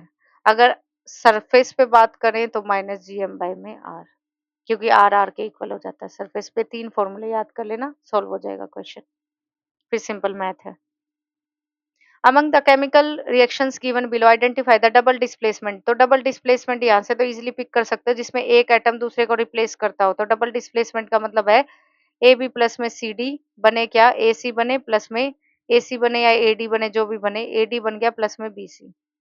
ठीक है, तो डबल डिस्प्लेसमेंट रिएक्शन आपको यहाँ से पिक करनी है, मतलब आपके पास क्या है, फोटोकेमिकल सिंथेसिस रिएक्शन देख लो, ये डबल डिस्प्लेसमेंट है, ये डबल डिस्प्लेसमेंट रिएक्शन है, क्योंकि यहाँ पर आपके पास क्या होता है, फोटोकेमिकल सिंथेसिस में ऑक्सीजन जो है कार्बन को डिस्प्लेस कर देता है, मतलब यहाँ पर जो आपके पास डिस्प्लेसमेंट रिएक्शन होती है, तो फोटो सिंथेसिस रिएक्शन याद रखना, ये हमेशा डबल डिस्प्लेसमेंट है। यहाँ पे तो सिंगल है, कंबाइन हो गए, यहाँ पे क्या हो, डिस्प्लेस मतलब टूट गया, यहाँ पे डबल नहीं हो रहा है, एक ही डिस्प्लेस कर रहा है, तो वैसे भी यही आंसर होगा ए।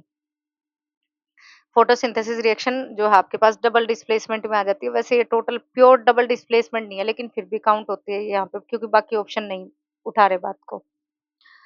Find out the Meta directing, तो मेटा डायरेक्टिंग आपके पास कौन सा ग्रुप होता है, क्लोरीन है, ऑर्थो पैरा डायरेक्टिंग है, NH2 ऑर्थो पैरा डायरेक्टिंग है, ये सारे देने वाले हैं, लेने वाला कौन है, सिर्फ डी है, तो ये इलेक्ट्रॉन विथड्रॉइंग ग्रुप है जो कि मेटा पोजीशन पे लगता है यहाँ पे। इसका आंसर हो जाएगा आपके पास D. Which mirror is best suited to focus parallel rays, parallel rays को सूट करने वाला हमेशा पैराबोलिक, पैराबोलिक। ठीक है, ये स्फेरिकल एब्रीवेशंस भी कम करता है, मतलब स्फेरिकल डिफेक्ट भी जो होते हैं वो भी कम करता है। ठीक है, स्फेरिकल डिफेक्ट भी क्या करता है, कम करता है। नेक्स्ट है हमारे पास NH पॉजिटिव और F नेगेटिव दोनों आयंस है, जिनके अंदर 1s2 ये इलेक्ट्रॉनिक कॉन्फ़िगरेशन दे दी, लेकिन आयनिक रेडियस जो है NH पॉजिटिव का ये है फ्लोरी, मतलब इतने टाइम्स है FL नेगेटिव के, तो सम जो है दोनों का वो भी दे दिया, सम ऑफ देयर आयनिक रेडियाई का सम दे दिया, एंड आयनिक रेडियाई FI का पूछा, तो ये तो सारा दे ही दिया इन्होंने, बस ऐड करना है आपको RNH पॉजिटिव के प्लस में RF नेगेटिव का, इन दोनों को ऐड करके टोटल कितना दे दिया 331 पिको, तो इसका कितना दे दिया इन्होंने 0.691, दोनों का आपस में माइनस कर दो तो ये आ जाएगा आपके पास, माइनस करोगे तो यहाँ पे आपके पास ये आ जाएगा, डिवाइड करने के बाद अप्रोक्स 136। ठीक है, ये आंसर हो जाएगा इसका।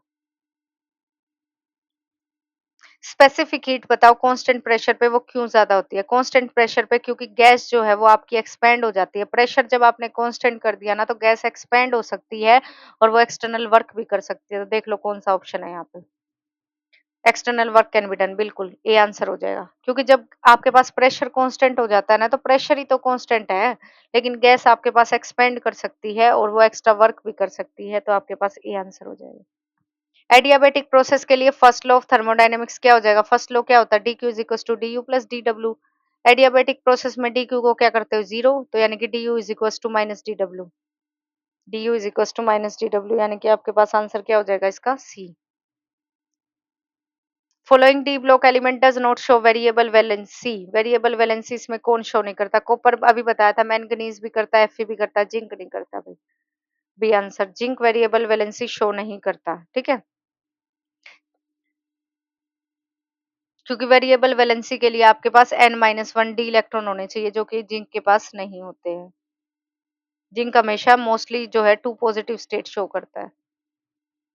फोर्स दे दिया, वेलोसिटी दे दिया, टाइम दे दिया, वो जो है अगर हम डायमेंशन ले ले, मतलब हमारे पास अगर एमएलटी की जगह, पहले हमारी डायमेंशन होती थी स्टैंडर्ड एमएलटी, एमएलटी की जगह अगर मैं एम की जगह फोर्स ले लूं, इसकी जगह वेलोसिटी ले लूं, इसकी जगह टाइम ले लूं, तो हमारे पास जो है डायमेंशन क्या बनेगी लीनियर मोमेंटम की, यानी कि P is equal to M V की डायमेंशन क्या बनेगी। तो फोर्स क्या होता है, डीपी बाई में dt। हमसे पूछिए पी की डायमेंशन यानी कि फोर्स इंटू डी टी हो जाएगा।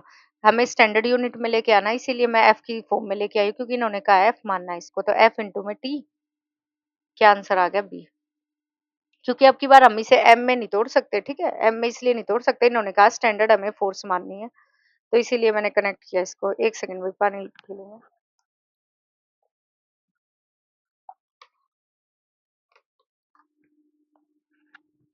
एक सेकंड में, 2 मिनट का ब्रेक।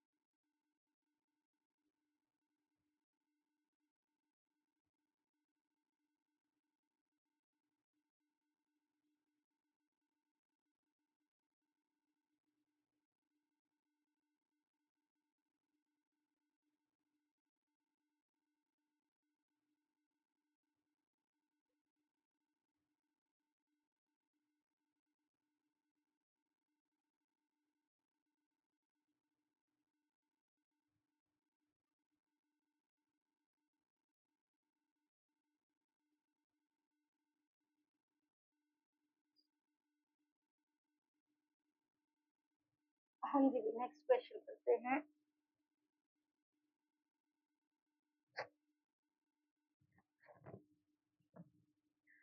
नेक्स्ट क्वेश्चन है हमारे पास 59, maximum acceleration simple harmonic motion में अल्फा दे रखी है, तो मैक्सिमम वेलोसिटी जो है बीटा है, एम्पलीट्यूड ऑफ ऑसिलेशन आपके पास कितना होगा।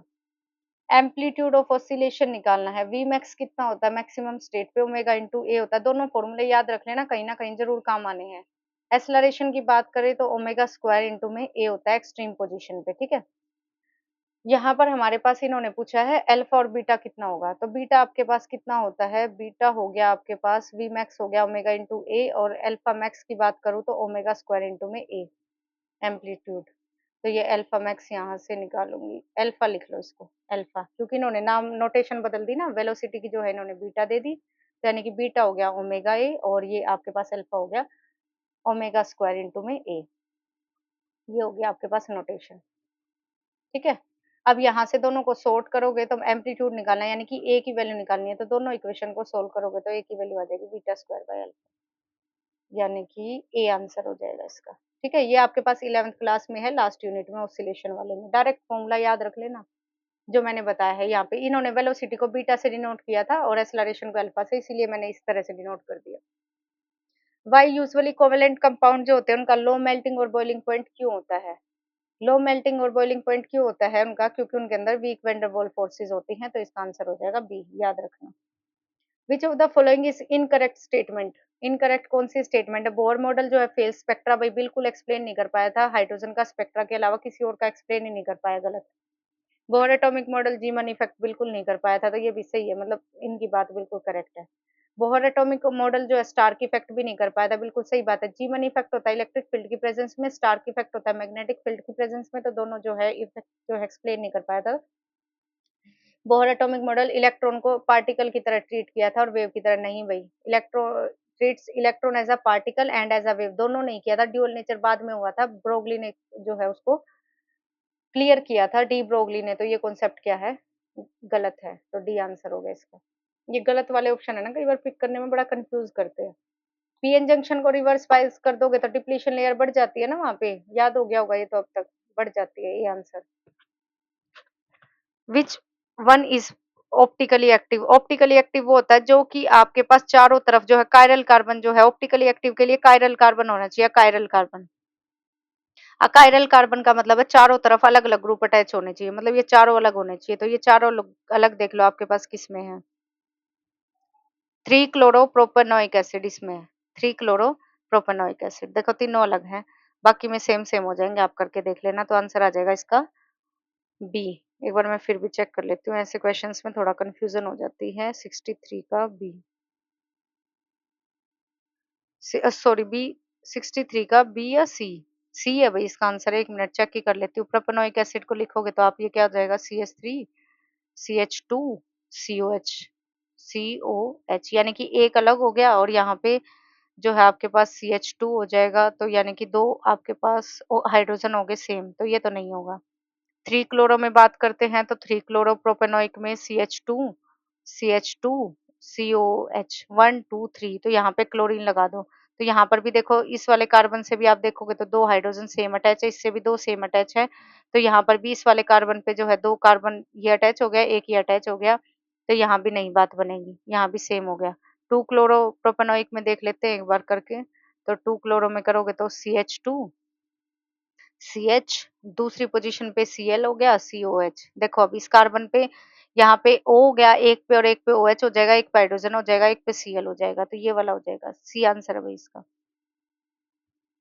ठीक है, out of following set of compounds which set has bond order +1? तो बॉन्ड ऑर्डर भाई थोड़ा सा याद रखना पड़ेगा आपको, फ्लोरीन का +1 होता है, ठीक है, ऑक्सीजन का भी +1 होता है, ठीक है, नाइट्रोजन का जो होता है वो +3 होता है, और किसी का ज्यादा याद रखने की जरूरत नहीं है। CO का भी +3 होता है, वैसे NO का भी +3 होता है, ठीक है।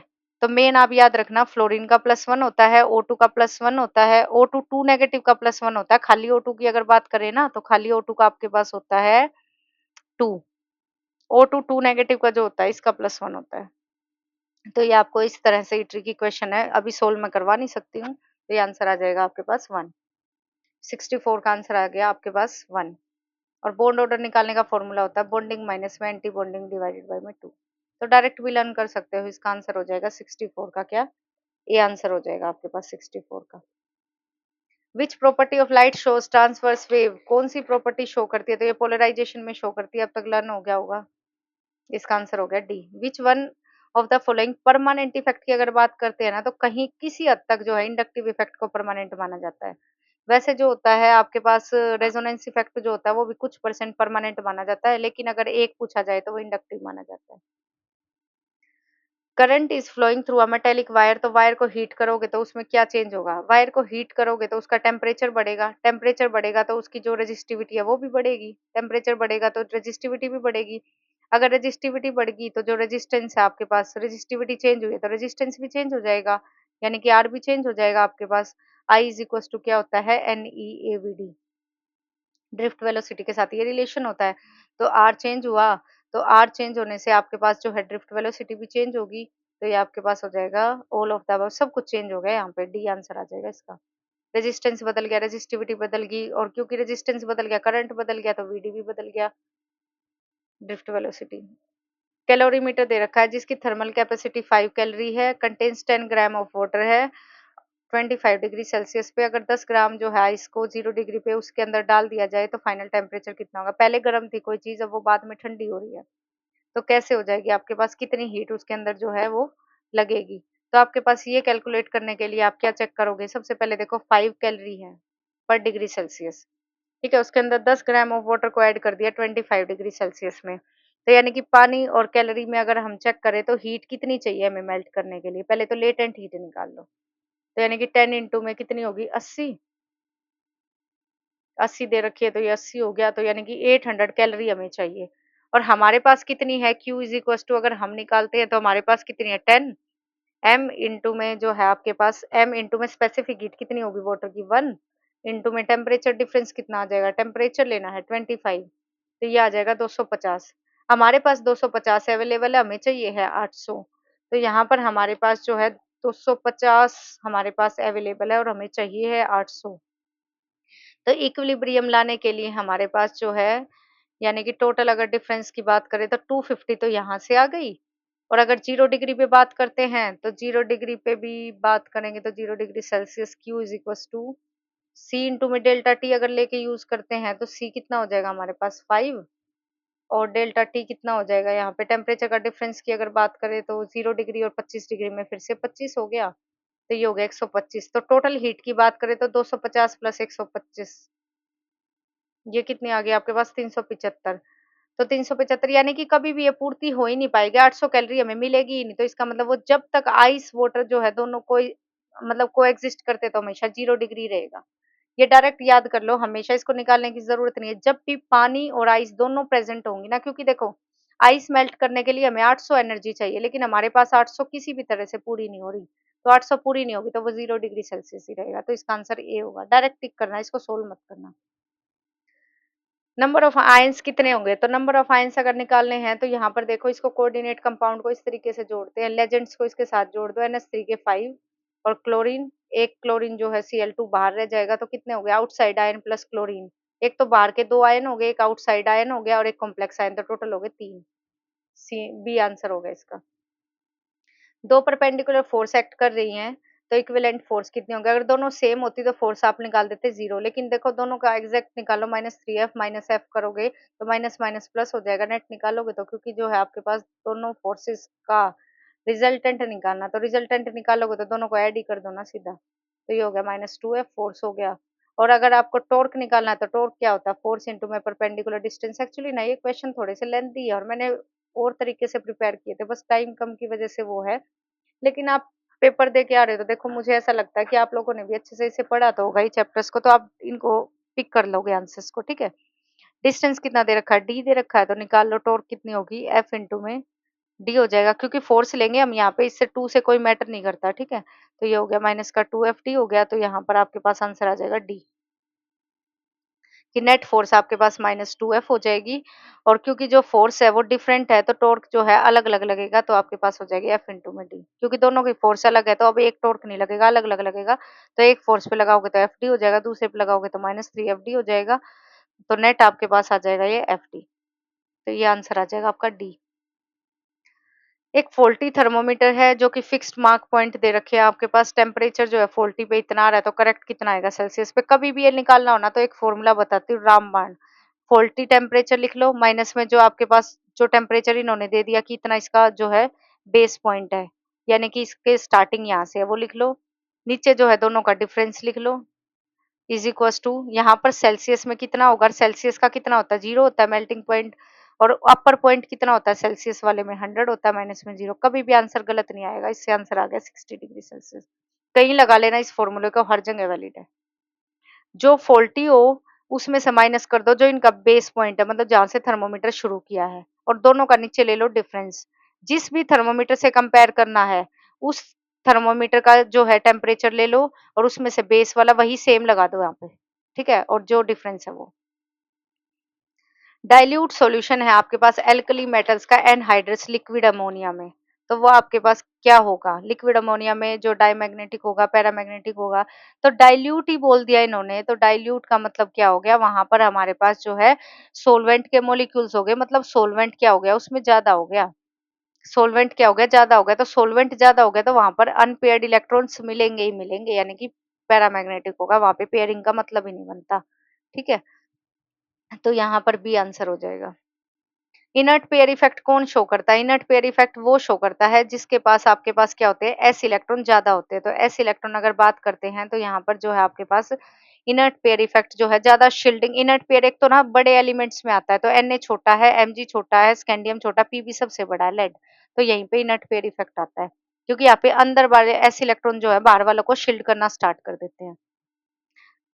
विच फोर फोर्सेस जो है कौन सी इनमें से नॉन कंजर्वेटिव फोर्स है? तो ये तो सीधी सी बात है, एग्जांपल याद ही होगा आपको। मैग्नेटिक फोर्स होती है वो नॉन कंजर्वेटिव होती है, तो आपके पास क्या हो जाएगा? मैग्नेटिक और फ्रिक्शनल दोनों होती हैं, तो यहाँ पे आंसर आ जाएगा आपके पास डी।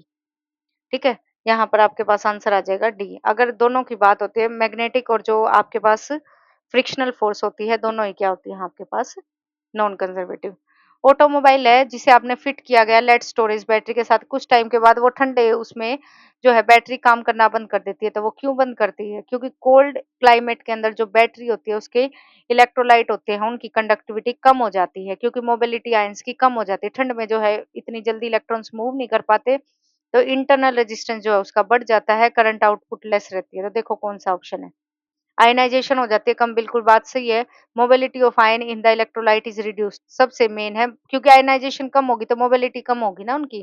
खाली आयनाइजेशन नहीं, मोबिलिटी वाला ज्यादा ऑप्शन ठीक है, तो बी आंसर। स्पेसिफिक ग्रेविटी का कोई रोल नहीं है। गनमैन और एप्पल वाली प्रॉब्लम, भाई ये एक प्रॉब्लम है, वो प्रॉब्लम है। देखो गनमैन और एप्पल वाली एक ऐसी प्रॉब्लम है, जैसे एक मंकी एक डाल पे बैठा है और उसको जो है कोई शूटर जो है शूट कर रहा है, तो वो नीचे की तरफ आ रहा है, तो वो नीचे की तरफ आ रहा है, तो हमेशा याद रखना वो उसको टकरा जाता है और हमेशा सेम वेलोसिटी से नीचे आता है। तो इसका आंसर हमेशा सेम रहता है, एक्सेलरेशन 9.8 मीटर पर सेकेंड।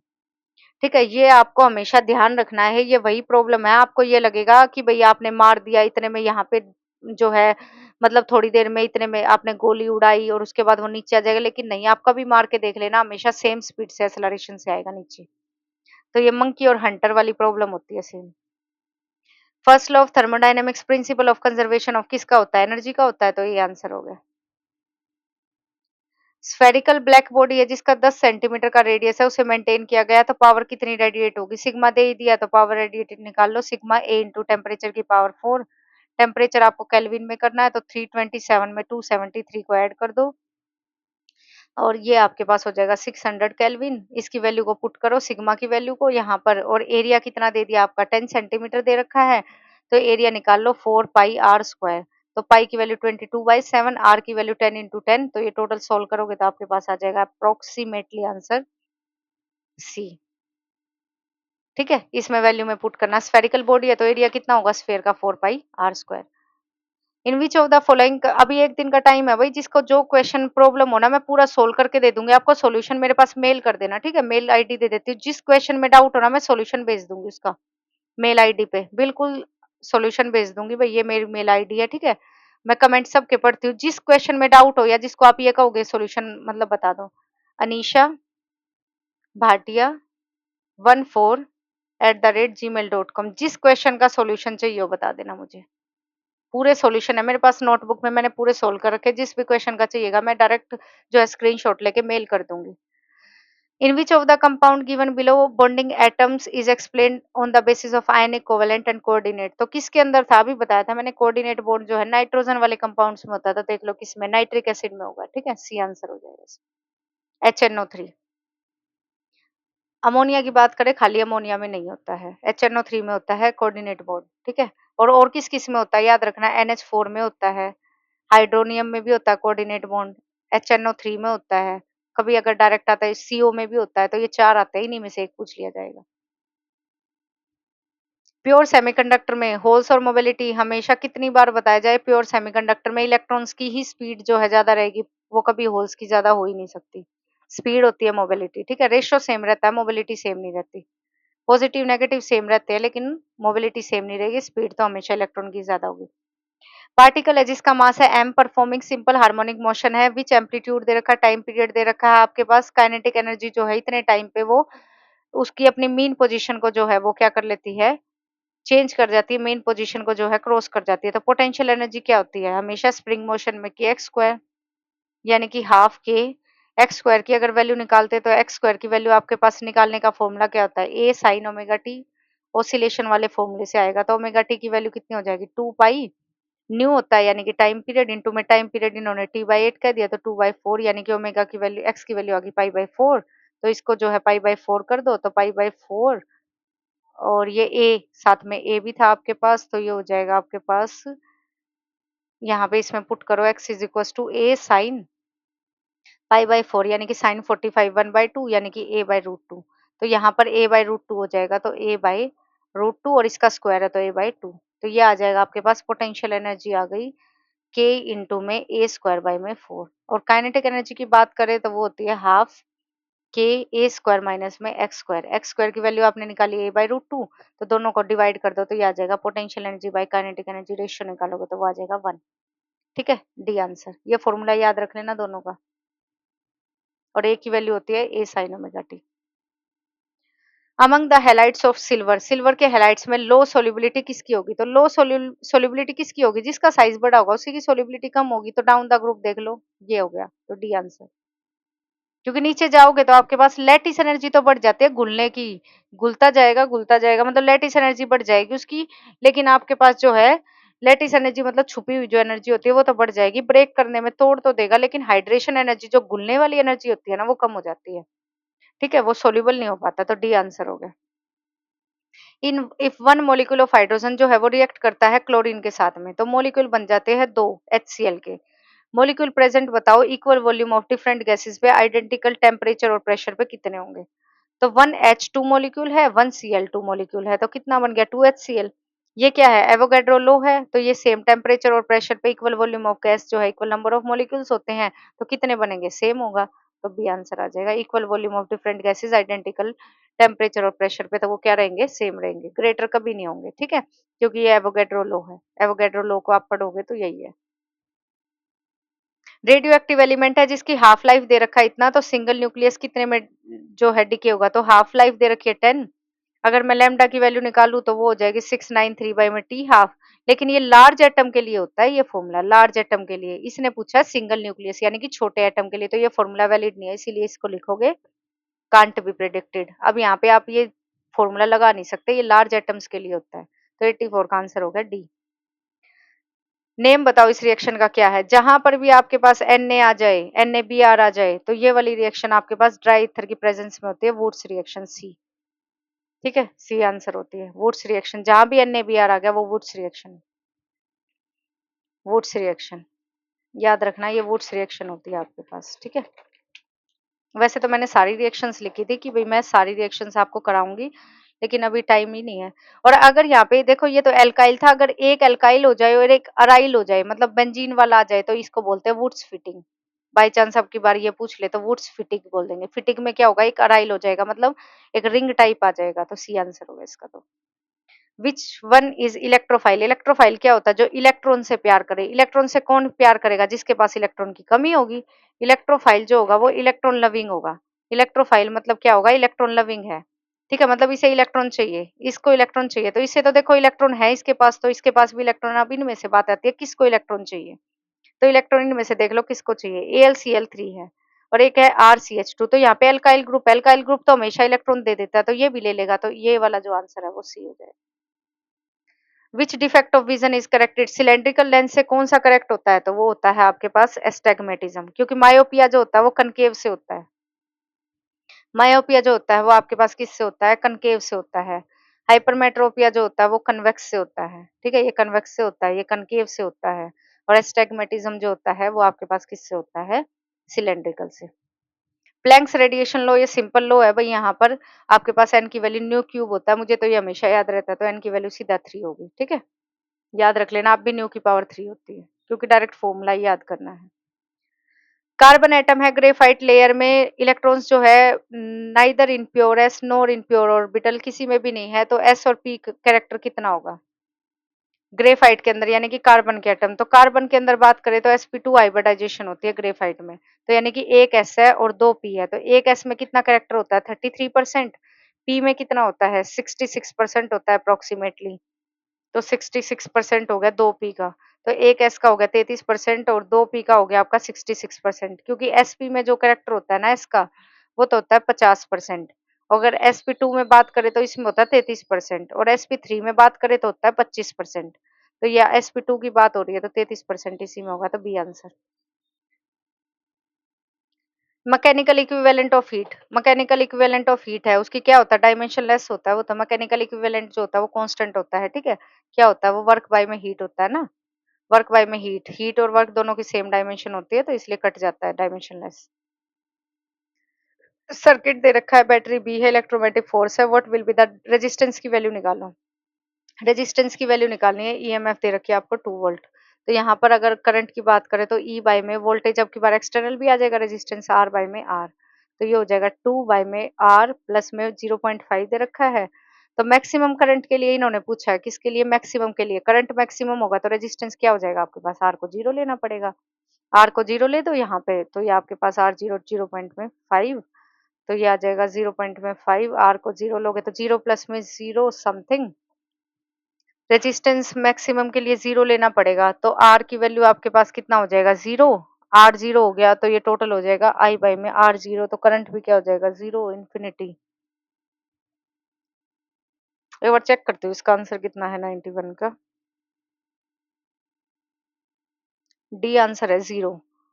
तो आई आपके पास हो गया इतना, तो मैक्सिमम करंट के लिए आर आपने जीरो कर दिया तो ये हो गया 2 बाई में, अगर मैं 0.5 करती हूँ तो 5, यानी कि 4, 4 आंसर है ही नहीं। तो करंट आपके पास कितना होगा, ठीक है।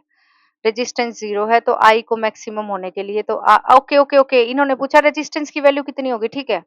रेजिस्टेंस की वैल्यू बताओ कितनी होगी, खाली रेजिस्टेंस पूछा तो रेजिस्टेंस अभी बताया मैंने, रेजिस्टेंस जीरो होगा तभी तो करंट मैक्सिमम होगा, तो जीरो। मुझे लगा करंट निकालना है, तो निकालोगे तो करंट कितना आ जाएगा 4 एम्पियर, उस टाइम पे करंट सबसे ज्यादा होगा।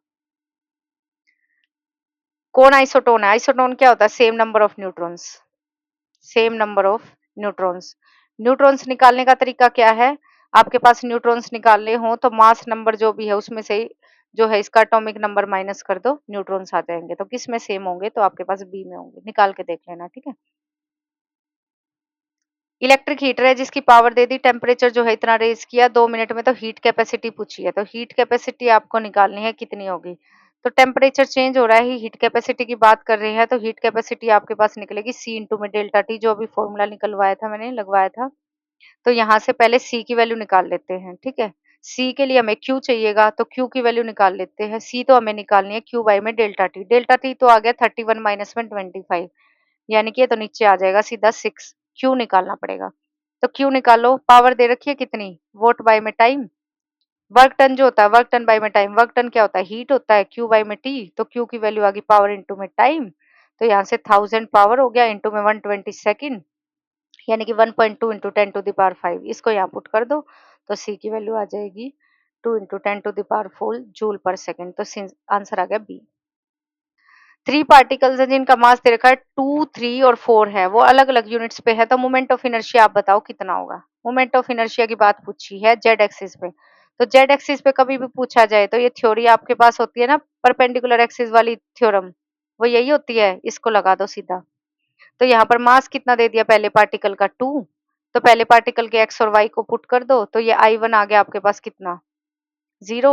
ऐसे ही I2 निकाल लो, मास कितना है 3, 1 + 1 यानी कि ये आ गया 6। I3 की वैल्यू निकाल लो, मास कितना है 4, 0 + 1 यानी कि 4। तो टोटल निकाल लो, I is equal to, total add कर लो, 0 + 6 + 4 इज इक्वल टू 10, यानी कि डी आंसर।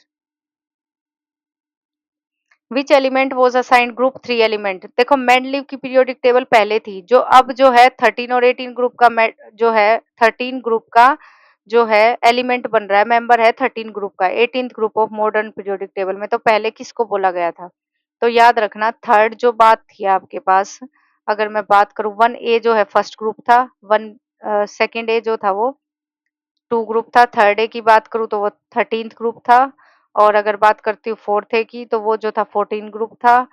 फिफ्थ ए की बात करूँ जो पहले पीरियोडिक टेबल बनी थी इससे पहले जो मेंडलीव ने दी थी, ये तो भाई देखो लर्निंग फैक्ट है। तो यहाँ पर अगर बात करते हैं, हमसे थर्ड ए पूछा है, तो थर्ड ए यानी कि 13th ग्रुप है। तो 13th ग्रुप आपके पास किसका है? बोरोन फैमिली का है। तो बोरोन फैमिली है, तो बोरोन तो यहाँ पे दिख नहीं रहा, लेकिन बोरोन के बाद क्या आता है? एल्यूमिनियम, फिर आता है गैलियम, इंडियम, तो यहाँ पे एल्यूमिनियम दिख रहा है, तो बी आंसर। ये तो डायरेक्ट इफेक्ट है। 95 का बी आंसर। वैल्यू बताओ, ग्राम एटम कितने प्रेजेंट है सोडियम में? तो 1 ग्राम एटम में, यानी कि 1 ग्राम एटम की बात करें तो 1 ग्राम एटम किसके इक्वल हो गया? जितना इसका एटॉमिक नंबर है 23। तो अगर टोटल आपको निकालना है 2.3, तो 2.3 निकाल लो। फॉर्मूला में मास निकालने के लिए जितना गिवन मास है बाई में एटॉमिक मास, तो गिवन मास कितना? 2.3 बाई में एटॉमिक कितना? 23। तो ये आ जाएगा 1/10 यानी कि 0.1। C answer.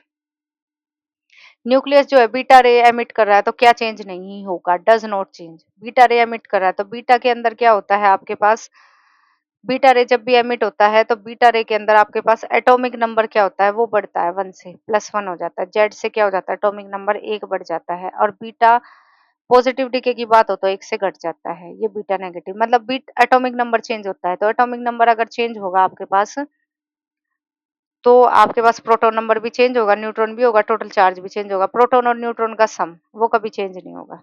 ये हो जाएगा, प्रोटॉन और न्यूट्रॉन का सम तो सेम ही रहेगा ना, जितने प्रोटॉन है जितने न्यूट्रॉन नंबर है। क्योंकि मास नंबर जो है, मास नंबर चेंज होगा ही नहीं, मास नंबर क्या होगा? वो सेम रहेगा। ये मास नंबर ही होता है ना प्रोटॉन और न्यूट्रॉन में, ये सेम रहेगा। इसमें से कौन जो है ऑक्टेट को अपने एक्सपेंड नहीं कर सकता? तो ऑक्टेट को एक्सपेंड सिर्फ जो है थर्ड पीरियड के एलिमेंट या उससे ज्यादा कर सकते हैं। तो थर्ड पीरियड वाले देख लो, थर्ड से नीचे कौन है? नाइट्रोजन। तो सी आंसर है, ये कभी नहीं कर पाएगा, बाकी बड़े वाले तो कर ही लेंगे। मैक्सिमम ऑक्सीडेशन जो है +7 कौन शो करता है? भाई ये मुझे याद है, ये वाला जो आंसर है 99, ये वाला मुझे याद है कि इसका आंसर मैंगनीज होता है। ये हमने उस टाइम पे केमिस्ट्री में ही कर रखे, तो सबसे मैक्सिमम ऑक्सीडेशन स्टेट जो है ना मैंगनीज शो करता है, क्योंकि इसकी जो कॉन्फ़िगरेशन होती है वो होती है 3d5 4s2। तो ये सबको भी निकाल सकता है यहाँ पे, इसीलिए यहाँ पर +7 मैक्सिमम शो करता है, ये याद रखना, जैसे KMnO4 में। मर्करी थर्मोमीटर है वो वही, बिल्कुल सेम वही क्वेश्चन आ गया जो मैंने अभी बताया था। इसको ऐसे ही कर लो, सेम फॉर्मूला। 10 दे रखा है बेस पॉइंट, 80 - 10, थीटा माइनस में 0, जो भी दे रखा हो उसी से कर लो, तो ये आंसर आ जाएगा 50 डिग्री। कभी गलत नहीं होगा इससे, C answer.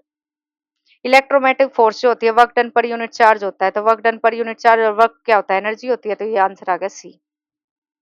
Standard electrode potential बिल्कुल सेम वही वाला क्वेश्चन आ गया अब की बार भी।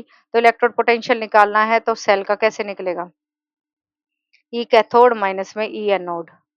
तो कैथोड में आपके पास होगा ये वाला प्लस वाला जो होता है उसका कैथोड होता है -0.44, माइनस माइनस प्लस 0.28, तो ये हो जाएगा -0.16, यानी कि डी आंसर।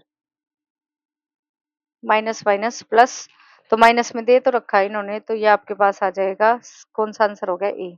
ए आंसर हो गया। एक बार चेक कर लो इसका आंसर, ए आंसर है 102 का।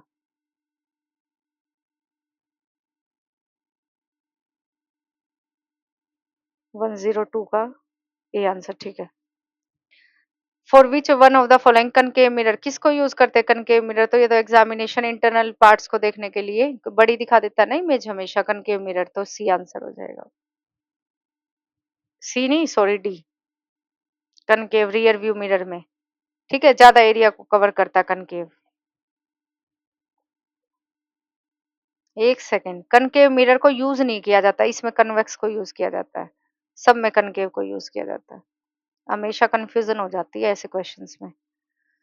गैल्वेनोमीटर है, इंटरनल रेजिस्टेंस है, रेंज दे रखी है, in order to convert convert करना है, तो शंट रेजिस्टेंस कितना होगा? तो shunt resistance direct 12th class का है ये तो क्वेश्चन, आई माइनस आई जी इंटू में जी। तो आई जी की वैल्यू आपके पास कितनी हो जाएगी? यहाँ पे आई जी की वैल्यू इन्होंने दे रखी है कितनी? 2 एम्पियर। तो ये 2 एम्पियर हो गया आई जी, और आई की बात करें तो ये 10 एम्पियर हो गया। तो टोटल एस निकालोगे तो ये आ जाएगा आपके पास 1.25, यानी कि सी आंसर। रेडियो आइसोटोप, कभी भी अल्फा डीके हो बीटा डीके हो, एक चीज ध्यान रख लो बस, और कुछ भी ध्यान नहीं रखना। जब भी अल्फा डीके होगा, अल्फा डीके माइनस पॉजिटिव कुछ नहीं होता, हीलियम निकलता है उसमें। अगर बीटा की बात करें तो बीटा माइनस होगा तो एटॉमिक नंबर को 1 से बढ़ा देना, अगर बीटा प्लस होगा तो एटॉमिक नंबर को 1 से घटा देना। ठीक है, तो बस उसी से सोल्व करोगे तो ये आपके पास आंसर आ जाएगा, इसका पीबी आंसर आ जाएगा, पीबी ये वाला। ठीक है, which element was discovered, Fraunhofer ने किसको डिस्कवर किया था? तो हीलियम था जो वो फ्रॉनहोफर ने डिस्कवर किया था सबसे पहले, ठीक है, याद रखना। फ्रॉनहोफर ने डिस्कवर किया था किसको? हीलियम को।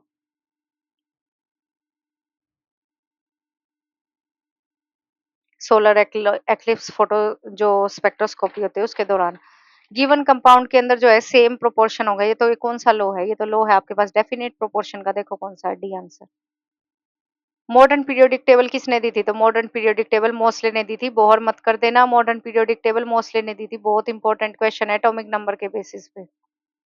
ठीक है, बोर मत कर देना, बोर देखो इन्होंने काट ही दिया वरना आपके दिमाग में सबसे पहले बोहर आएगा। रिंग है जिसका मास है, रेडियस है, आपके पास रोटेट हो रही है, वो रेस्ट पे है, T is equal to 0, force दे रखी है, टेंजेंशियली अप्लाई हो रही है, तो मोमेंटम आपके पास बताओ कितना होगा? तो मोमेंटम निकालने के लिए आपके पास डीएल बाई डी टी, ये डेरिवेशन आपने की होगी जरूर। टोक कितना होता है? फोर्स इंटू में आर होता है, तो यहाँ से टोक इंटू में D T is equal to DL हो गया। तो यहाँ से इसकी वैल्यू एफ इंटू में आर इंटू में D T is equal to DL हो गया। तो ये आपके पास आंसर आ जाएगा, डीएल डी टी बाई में करोगे तो ये आपके पास आंसर आ जाएगा एफ आर इंटू में टाइम, एल की वैल्यू जब इंटीग्रेट करोगे तो ये किस में है आंसर? देखो सी आंसर। ठीक है, रिफ्रैक्टिव इंडेक्स दे दिया आपके पास, ग्लास में दे दिया और आपके पास किस में दे दिया? वाटर में दे दिया। अब लेंस जो है आपके पास इतनी फोकल लेंथ का जो है एयर में है और वाटर के अंदर कितना होगा? तो अगर आपको निकालना है तो लेंस मेकर फॉर्मूला सबने पढ़ा होगा, म्यू लेंस बाय में म्यू मीडियम में minus one, one by R one minus में वन बाई आर टू। ये दोनों मटेरियल सेम है तो इसको हटा सकते हो आप, तो इसको नेग्लेक्ट कर दो, तो सीधा सीधा फॉर्मूला बन जाएगा आपके पास वन बाई एफ, ये आ जाएगा नाइन बाई एट माइनस में वन। नाइन बाई एट कैसे आएगा? अगर कंफ्यूजन हो तो लिक्विड में कितना थ्री बाई टू है, ये कितना फोर बाई थ्री, तो इसको सोल्व कर लो, टू वन जा टू जा और ये हो जाएगा थ्री टू जा सिक्स, थ्री टू जा ये ऊपर चला जाएगा, थ्री थ्री जा नाइन, नाइन और ये हो जाएगा आपके पास टू वन जा टू जा, तो ये हो गया आपके पास नाइन बाई एट आ रहा है, नाइन बाई टू वन जा टू, तो नाइन बाई टू। पूरा सोल्व भी करना पड़ेगा, रुको सोल्व भी कर देते हैं इसको।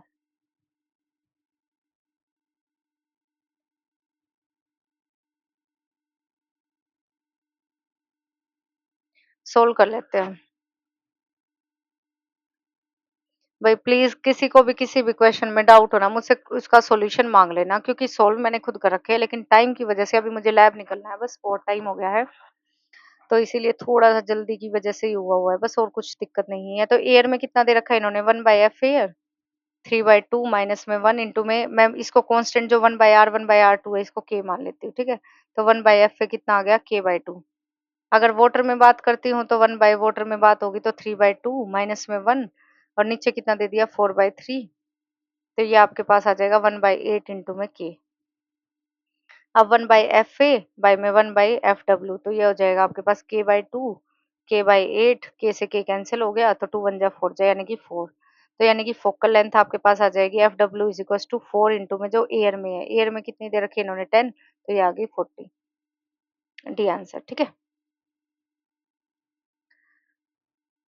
और वैसे भी देखो 10 सेंटीमीटर है तो फोकल लेंथ हमेशा जो है डेंसर मीडियम में जा रही है, तो लेंस डेंसर मीडियम में जा रहा है तो पावर कम होगी तो फोकल लेंथ हमेशा बढ़ेगी, तो वैसे भी सारे 10 से ऊपर ही है फिर। Which among the oxides of transition element listed below coloured नहीं होता? तो कलर्ड कौन नहीं होता? क्रोमियम कलर्ड होता है, Fe भी कलर्ड होता है, मैन भी कलर्ड होता है, वेरिएबल ऑक्सीडेशन स्टेट वाले सारे कलर्ड होते हैं, टाइटेनियम नहीं होता।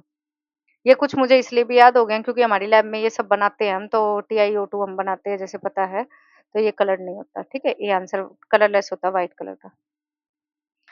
न्यूक्लियर फिजन जो है, what is the cause of nuclear fission? Nuclear fission का कोज क्या होता है? क्योंकि प्रोटॉन रिपल्शन बढ़ जाती है तो कुलम्बिक इलेक्ट्रोस्टैटिक फोर्स वाला। हाफ लाइफ इक्वेशन जो है कौन सी होती है? अभी हाफ लाइफ इक्वेशन मैंने आपको बताई थी, तो ए ये होती है। ठीक है, डीके कांस्टेंट के साथ। एंटी बॉन्डिंग मोलिकुलर ऑर्बिटल कब बनते हैं? तो एंटी बॉन्डिंग कब बनते हैं? एडिटिव नहीं, सब्ट्रैक्ट होते हैं तब एंटी बॉन्डिंग बनते हैं। प्रिज्म दे रखा है, उसका रिफ्रैक्टिव इंडेक्स है, एंगल दे रखा है, मिनिमम डेविएशन कैसे निकालते हैं? म्यू माइनस वन इंटू में ए, तो म्यू की वैल्यू कितनी है? फोर बाई थ्री, पुट करोगे तो आंसर आ जाएगा 5 डिग्री। हेलाइड्स कैल्शियम के अरेंज किए गए हैं तो करेक्ट सीक्वेंस बताओ मेल्टिंग पॉइंट में। अभी बताया है हेलाइड का साइज जैसे जैसे बढ़ेगा, हैलाइड का साइज जैसे जैसे बढ़ेगा तो लैटिस एनर्जी तो अभी बताई थी मैंने कम हो जाएगी लैटिस एनर्जी। तो वहां पर हाइड्रेशन एनर्जी जो है आपके पास, लैटिस एनर्जी जो है यहाँ पर कम हो जाएगी, तो मेल्टिंग पॉइंट जो है वो आपके पास क्या होता रहेगा, कम हो जाएगा, क्योंकि इतना घुल नहीं पाएंगे वो। तो सबसे ज्यादा एनर्जी किस में लगेगी, फ्लोरीन वाले में लगेगी। देखो फ्लोरीन वाले में सबसे ज्यादा किस में, ए में। साइज कम होगा, साइज बढ़ेगा ना तो वो किसी काम का नहीं है। उसका मेल्टिंग पॉइंट जो है ना वो सबसे कम ही रहेगा, क्योंकि वो जल्दी से घुल जाएगा, साइज बड़ा है, न्यूक्लियर अट्रैक्शन उस पे है नहीं। इलेक्ट्रॉन जो है एटम के अंदर वो रिवॉल्व करता है न्यूक्लियस के अराउंड, तो रेडियस जो है वो इज नॉट कांस्टेंट, लेकिन वेरी करता है मैक्सिमम। और तो ये किसने बोला था, ये वेरिएबल करता है, तो ये बोहर ने बोला था, लेकिन इसमें करेक्शन दी थी किसने, समरफील्ड ने। तो डी आंसर, समरफील्ड ने करेक्शन डाली थी ना, पहले तो हमने इलिप्टिकल मान लिया था वो सर्कुलर पाथ, लेकिन बाद में इलिप्टिकल आया था समरफील्ड की करेक्शन के बाद। वायर दे रखी है, लेंथ दे रखी है, और पुल आउट किया गया है उसे एम अपवर्ड। और टेंशन बताओ, तो टेंशन हमेशा क्या होती है, अपवर्ड जा रही है बॉडी, तो हमेशा क्या होगी, अपवर्ड जा रही है, तो टेंशन हमेशा क्या करती है, अपवर्ड लगती है बॉडी के, तो हमेशा ऐड होगी। तो सीधा एम जी जो है पहले थी और उसमें टेंशन ऐड कर दिया आपने, तो ये हो जाएगा एम जी प्लस में अल्फा। ठीक है, टेंशन ये हो जाएगा, तो एम जी प्लस में सॉरी सॉरी सॉरी, टेंशन की बात कर रही है तो सीधा फोर्स होगी, तो फोर्स तो होगी ये एम जी प्लस में अल्फा। लेकिन अगर टेंशन की बात करते हैं तो टेंशन आपके पास ऊपर पुल करेगी, ऊपर पुल करेगी, और इन्होंने कहा है हाफ पॉइंट पे, तो हाफ पॉइंट पे जो आपके पास मिड पॉइंट पे बात करते हैं, तो मास कितना टोटल, म्यूएल है, और उसका हाफ करोगे तो म्यूएल इंटू में 2 हो जाएगा, तो टोटल मास हो गया एम प्लस में mu L by 2। C answer. Solution है मेरे पास, किसी में भी डाउट हो तो। Particle moves in a circle of radius this linear speed दे रखी है आपके पास, रेडियल एक्सेलरेशन निकालनी है, तो रेडियल एक्सेलरेशन का तो फॉर्मूला आता है V square by R. Put करो, पुट करते ही आपके पास आ जाएगा 15 इंटू में 15 बाई में 0.3, तो यानी कि ए आंसर 750 मीटर पर सेकेंड। नेक्स्ट है हमारे पास anode which acts as a anode in the Leclanche cell. Leclanche cell में एनोड की तरह कौन काम करता है, जिंक जो होता है वो एनोड की तरह काम करता है, क्योंकि इस पे क्या होता है, ऑक्सीडेशन। ठीक है, तो ये आपके पास आंसर आ गया B. In which of the following pairs compound जो है इनके लोअर ऑक्सीडेशन स्टेट में कॉमन है, स्टेबल है। तो किसके अंदर जो है, ये तो आपके पास क्यूप्रस और क्यूप्रिक जो होते हैं ये ज्यादा स्टेबल होते हैं हायर ऑक्सीडेशन स्टेट में, ये भी हायर ऑक्सीडेशन स्टेट में +3 में, और ये भी आपके पास थैल नहीं, ये +1 में होता है, ये +3 में होता है। तो सी आंसर हो जाएगा, ज्यादा स्टेबल होते हैं, इनर पेयर इफेक्ट आ जाता है यहाँ पे। जितने बड़े हो गए उसमें इनर पेयर इफेक्ट आ गया तो थोड़ी ऑक्सीडेशन स्टेट पे काम चलेगा। इसमें क्या हो जाता है कि यहाँ पे +2 में काम चलता है, यहाँ पे +3 में चलता है, ये +1 में भी चल जाता है यहाँ पे। तो ये आपके पास लोअर ऑक्सीडेशन स्टेट में +1 में यही आता है, बस सी आंसर।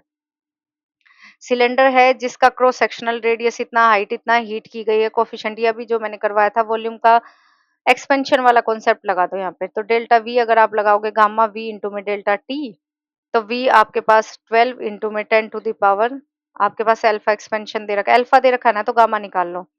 गामा क्या होता है, 3 इंटू में अल्फा होता है, 3 इंटू में 4 इंटू में 10 टू द पावर -4, यानी कि 12 हो गए। तो ये वाला 12 यहाँ पे आ गया, और इंटू में वॉल्यूम, वॉल्यूम कितना होगा आपके पास 4 पाई, क्या है आपके पास, कैसा जो है ये आपके पास रेडियस क्रॉस सेक्शन सिलेंडर है, सिलेंडर का क्या होता है 4 पाई आर स्क्वायर इंटू में एच, तो आर स्क्वायर इंटू में पाई आर स्क्वायर इंटू में एच।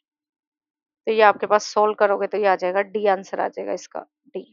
पुट कर लेना, सोल्व करोगे तो आंसर। ठीक है, बीटा का भी फॉर्मूला याद रख लो, 2 अल्फा होता है, अगर बीटा दे रखा हो तो गामा दे 3 अल्फा। ठीक है, तो ये आपके पास सीधा सा आंसर है, कितना हो जाएगा, डी आंसर हो जाएगा 0.48। अगर एक्सपेंशन निकालना भी हो तो 4 पाई इंटू में, पूरा प्रॉपर तरीके से आप निकाल सकते हो, इस फॉर्मूले का पुट कर लेना बस। ठीक है, पार्टिकल जो है सिंपल हार्मोनिक मोशन कर रहा है, विच क्वांटिटी इज नेगेटिव, तो कौन सी क्वांटिटी इसमें नेगेटिव होगी, कौन सी क्वांटिटी जो है हमेशा नेगेटिव होती है, तो हमेशा नेगेटिव कौन सी क्वांटिटी होती है, ये पॉजिटिव होगी, फोर्स है।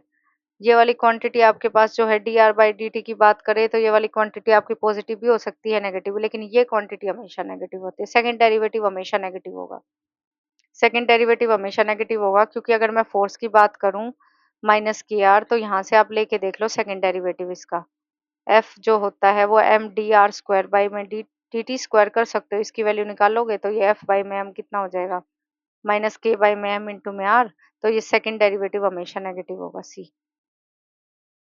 मैक्सिमम इलेक्ट्रॉन एफिनिटी किसकी होगी? तो अभी बताया था जितना छोटा साइज उतनी जो है इलेक्ट्रोनेगेटिविटी ज्यादा।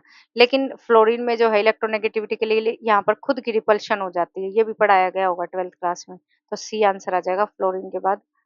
जो है आपके पास सी आंसर होगा। एक सेकेंड, क्लोरीन होना चाहिए आई थिंक। मैं चेक करती हूँ इसका आंसर। 124 का बी क्लोरीन है, देखो। क्योंकि फ्लोरीन के बाद क्लोरीन आ जाता है ना, तो इसका आंसर आ जाएगा B. Maximum number of electrons कितने आ सकते हैं एक ऑर्बिटल में? एक ऑर्बिटल में हमेशा 2 इलेक्ट्रॉन आ सकते हैं मैक्सिमम, इससे ऊपर नहीं आते। सो भाई मैंने अपनी तरफ से कोशिश की है इसको जल्दी से सोल्व करवाने की। ये पूरा क्वेश्चन पेपर मैंने सोल्व करवा दिया टीजीटी 2021 का। All the best for your exam. और जिसका जहां जहां सेंटर आया हुआ प्लीज मुझे बताना, सो डेट कि अगर जहां मैं भी देके आऊंगी एग्जाम को तो जहां मेरा सेंटर आएगा वो मैं बताऊंगी, ठीक है? सो आप बताना, जो भी है, जो भी डाउट हो आप कमेंट सेक्शन में लिख देना। मेल आईडी मैंने लिख दी है, एक बार दोबारा से मैं आपको मेल आईडी बता देती हूँ। और मैं जल्दी से एचटेट की क्लास लेके आऊंगी, फुल सीडीपी की भी। जिसको भी एचटेट का पेपर देना है, बिल्कुल गारंटीड आपका एचटेट क्लियर होगा, गारंटीड। मैंने बहुत मेहनत कर रखी है सीडीपी की क्लास में इस बार, बहुत ज्यादा। उससे बाहर सीडीपी आएगी ही नहीं। और साइंस भी पूरी कोशिश करूंगी करवाने की, क्योंकि बायो वाले जो नोट्स है ना वो मेरे लिए थोड़ा सा मुश्किल हो रहे हैं, क्योंकि मतलब बहुत अच्छे से करवाना पड़ता है। और इस बार आज भाई थोड़ा सा मैंने जल्दी करवाया है, उसके लिए आई एम सॉरी। जैसा मैं चाह रही थी वैसा मैं नहीं करवा पाई, क्योंकि बहुत ज़्यादा प्रॉब्लम में हूँ फिलहाल मैं। But still all the best for your exam. जिसका जहाँ-जहाँ सेंटर आया वो कमेंट सेक्शन में बताना। जो भी डाउट हो आप मुझे मेल कर देना, मैं आपको उस क्वेश्चन का सॉल्यूशन दे दूँगी। ये मैं आपके लिए कर सकती हूँ। सारे क्वेश्चन मेरे पास सॉल्यूशन है मेरे पास। और जिसने 2016 भी सोल्व कर किया हो और उसका भी डाउट हो किसी क्वेश्चन में, उसका भी स्क्रीनशॉट मैं भेज दूँगी मेरे खुद के सॉल्यूशन का। ठीक है? Okay, bye bye, take care, all the best for your exam. मिलते हैं अगर किसी का मेरे सेंटर पे आएगा तो। Bye bye, take care, thank you.